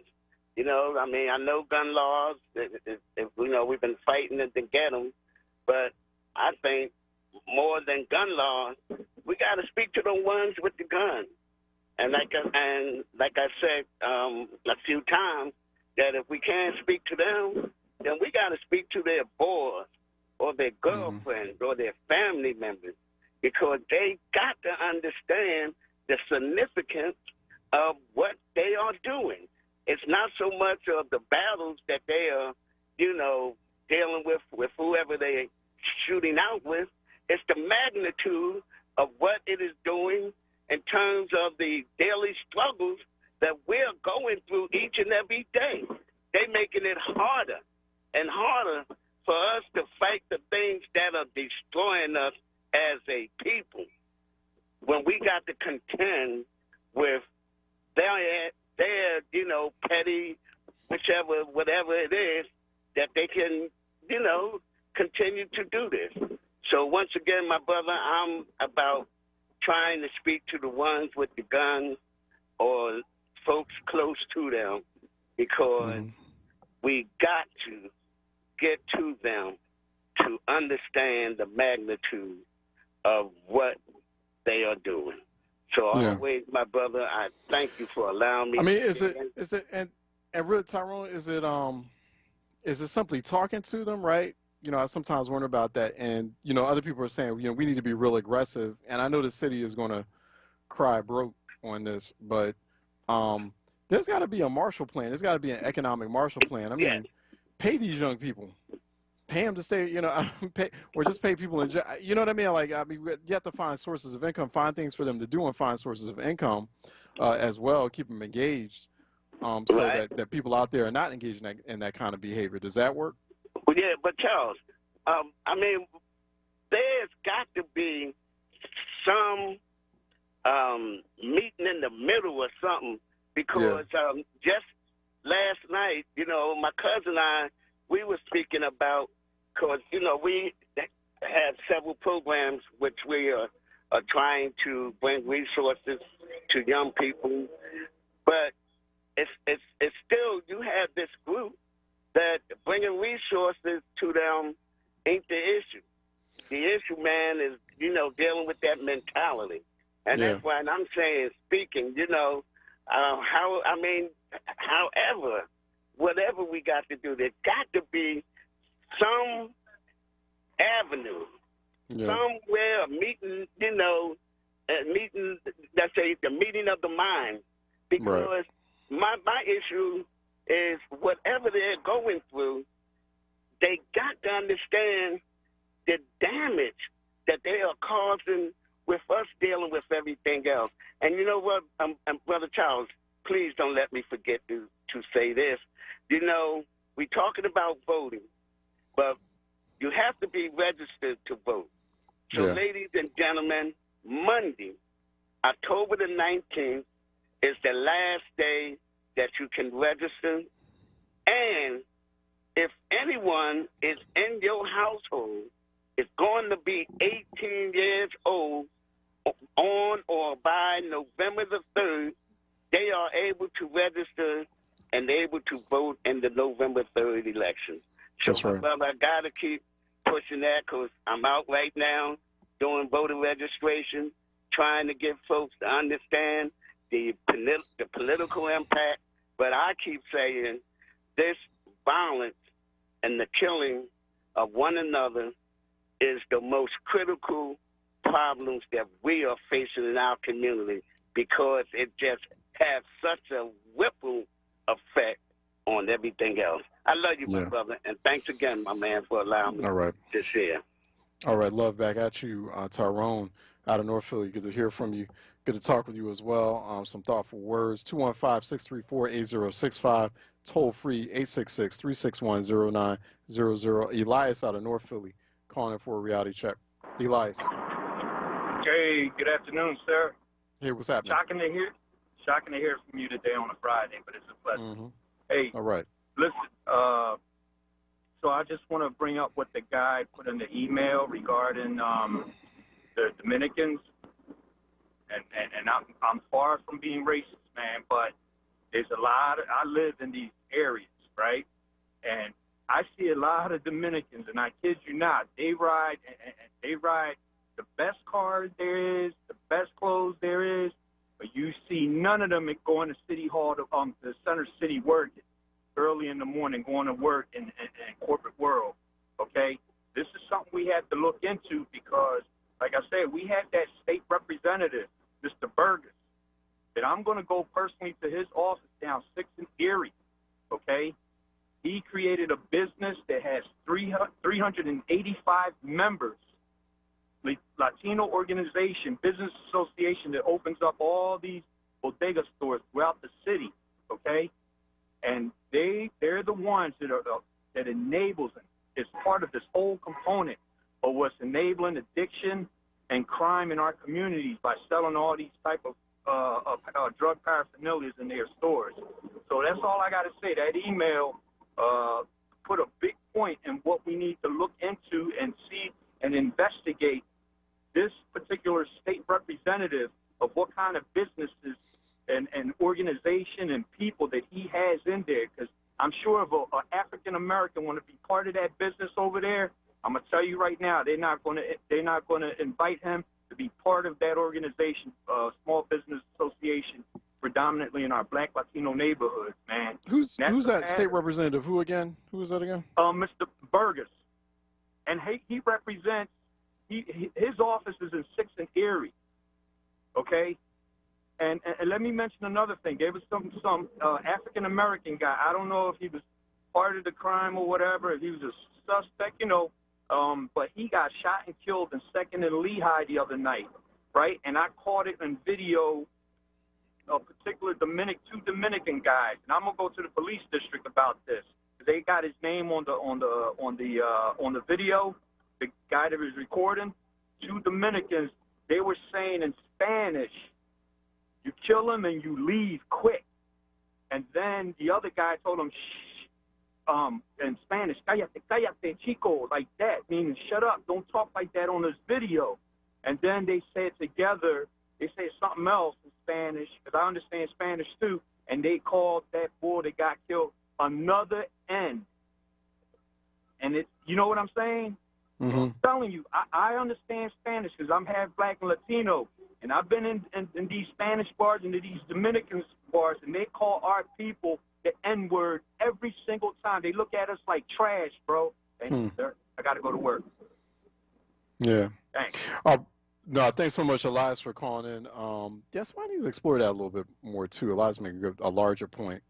I was having a discussion with an academic about that other day, like, just relationships between Black and Latino communities and anti-Blackness in Latin America and how that finds its way here in anti-Blackness in the Latino community. So it is worth some discussion and worth some exploration. 215-634-8065, toll free 866-361-0900.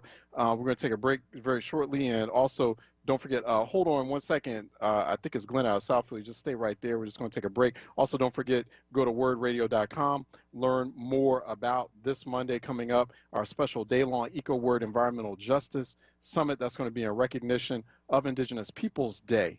And we're going to be exploring topics at the intersection of Black and Indigenous rights, income, and the environment. It's being produced in collaboration with Bartram's Garden and from the Source Reporting Collaborative, and will be supported by PICO, the Watershed Education Alliance, the Linfest Institute, and the William Penn Foundation. So tune in Monday starting 10 a.m. for our special EcoWord Environmental Justice Summit. To learn more, visit our website at wordradio.com or ecoword.com. Let me take a break. Phone lines remain open, 215-634-8065. Toll free 866-361-0900. Glenn out of South Philly, stay right there. We're going to take you next when we come back after this quick break. I'm Joe Biden, candidate for president, and I approve this message. But they've got the experience. I'm still in shock 3 or 4 years later that we're in this position now. Our democracy is at a pivotal point. From the top, we don't trust our government. We see the trouble we're in economically. We've got 170,000 Americans dead, and yet this president will do anything he can to make it seem like things are better than they are. I did more for the Black community than anybody with the possible exception of Abraham Lincoln. It's our responsibility. If we don't lead that effort to make things better, we can't ask other people to do it. There is no good reason not to vote. Right, we need to have individuals that are in office like Joe Biden and Kamala Harris. They are our best shot to take us forward. And that's what makes me incredibly hopeful, but we really do have to work for this thing. To the thousands who did not vote, we need you to show up for our future and for our country. You cannot sit on the sidelines. You got to get in the game. Paid for by Biden for president. Everyone's journey to their vote is different, but they all share the same first step. If you want your voice to be heard on Election Day this November 3rd, you must be registered to vote. It's easy, and there are lots of ways to register. You can do it in person, online, or by mail, but you have to do it by October 19th. To learn more about how to register and to make a plan to vote, visit PhiladelphiaVotes.com. However you want to vote, we'll help you find the way. WURD TV. We're streaming live video of this conversation right now. Tune in on YouTube at onWURD or on Facebook at ForWord. WURD TV. Black Talk Media. All right, we're back at it. 215-634-8065, toll free 866-361-0900. Phone lines are open. So I kept phone lines open for this rare Friday edition of Reality Check. I'm Charles Ellison, just sitting in this Friday afternoon for Brother Shamari, host and creator of Grounding. So 215-634-8065, toll free 866-361-0900. Glenn out of South Philly, I promise you I'll get you after the break. You still there? Yeah, I'm still here. All right. How you doing, sir? All right. Democrat or Republican, which one will not force mandated vaccinations on us? Which ones will I didn't catch that because you sound like you distant, you far away or something. You want a speakerphone? I said, I Democrat or Republican, which one will not force mandated vaccinations on us? Which one will force mandated vaccinations? I mean, no one's really brought that up yet. We don't have a vaccine yet, so we don't know what's going to happen. Well, what I'm saying is, why should we have to wait to the last moment to have a plan? The plan is no, we're not going to take the vaccination. That's what we should be discussing. Well, I'll say this. So two things with respect to that. I don't think we should mix or conflict the controversy. I think everyone has a right. You shouldn't trust the president at all. And I think that was Senator Kamala Harris said that in the debate the other night. She's like, I don't trust the president on this. So if the president tells me to take a vaccine, I'm not taking the vaccine. I agree with that. I'm not taking the vaccine. And no one should take the vaccine if the current president, Trump, is telling you to take the vaccine. Shouldn't trust that. But first, I hope people are careful not to conflict this with very necessary, long-standing, basic immunizations that you have to take, particularly when kids go to school, so kids aren't like infecting one another and infecting each other or other households with diseases that have been pretty much been under control for a long time because of just standard immunizations. So I think those kinds of immunizations are necessary. As far as like the COVID vaccine, we don't have one yet.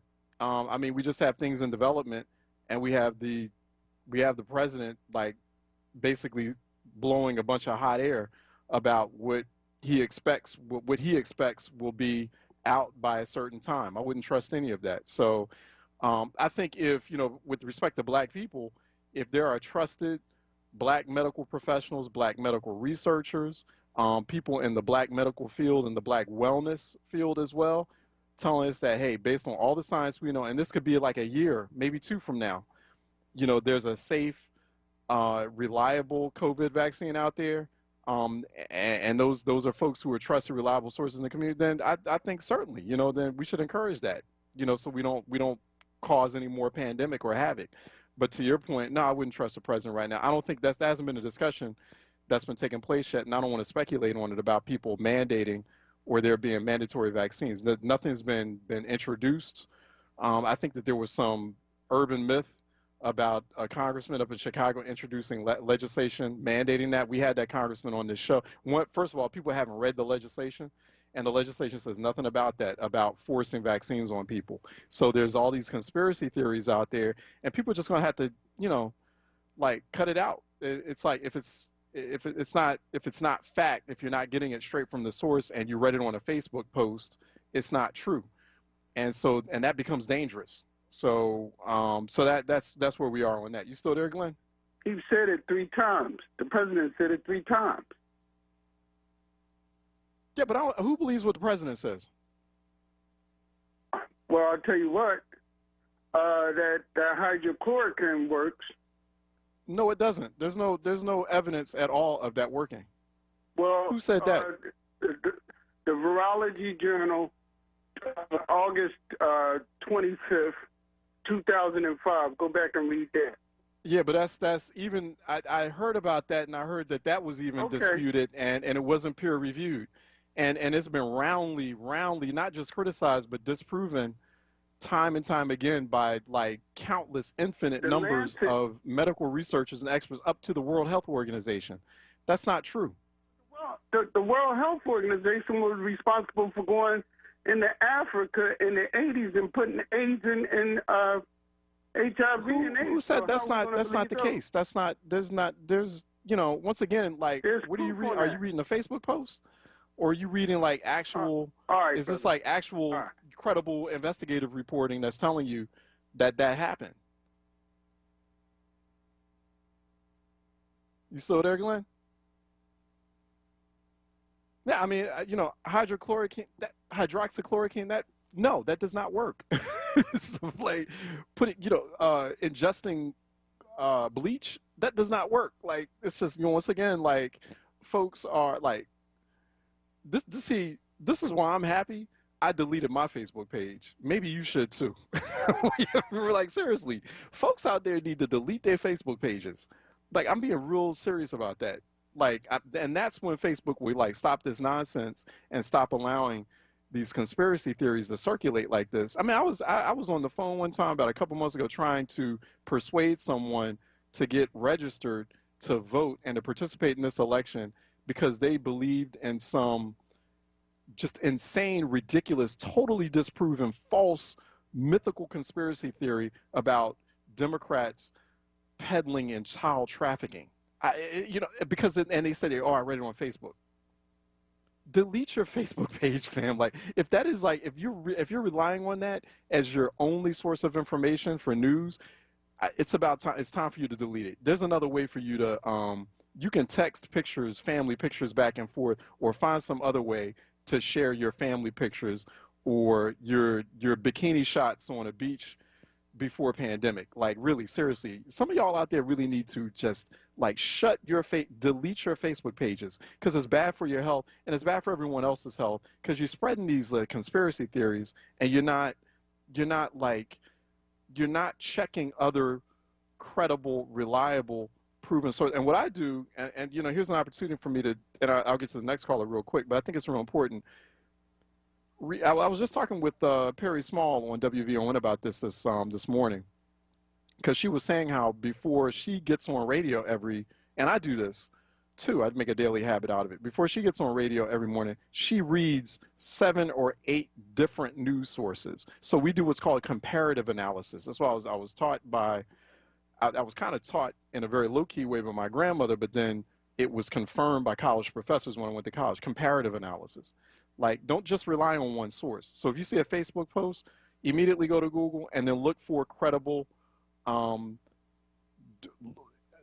mainstream to, also community-based or even nonprofit think tank news organizations. They're reporting on it. But look at 6, 7, 8 news sources first before you come to a conclusion on a particular clip of something or a post of something that you're seeing on a platform like Facebook.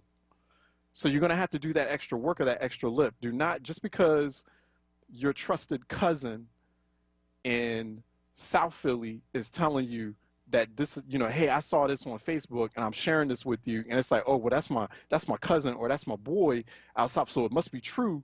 It is. I'm telling you, there's a 99.9% chance that it's not. Like, y'all need to delete your Facebook pages. Okay, let me go to Mama D out of West Philly, who's calling in for a reality check. Mama D. Peace and blessings, Brother Charles. Peace. All right. How are you doing? So much. I'm doing better now that I'm going to be able to share as you share so very much with us. I want you to know you're very much appreciated. You're welcome. That hydroxychloroquine is no good. Right. And I know that up close and personal. I had 2 family members, elders, with the COVID. One of them was given that stuff. Wow. and without permission. Wow. Because that was an experimental thing, and they knew that from the beginning. Might have worked for that other condition that they spoke of, but not for the COVID, because it was not produced for the COVID. Right. And not only did they give it to her without permission, but I want you to know that right now she is in her grave.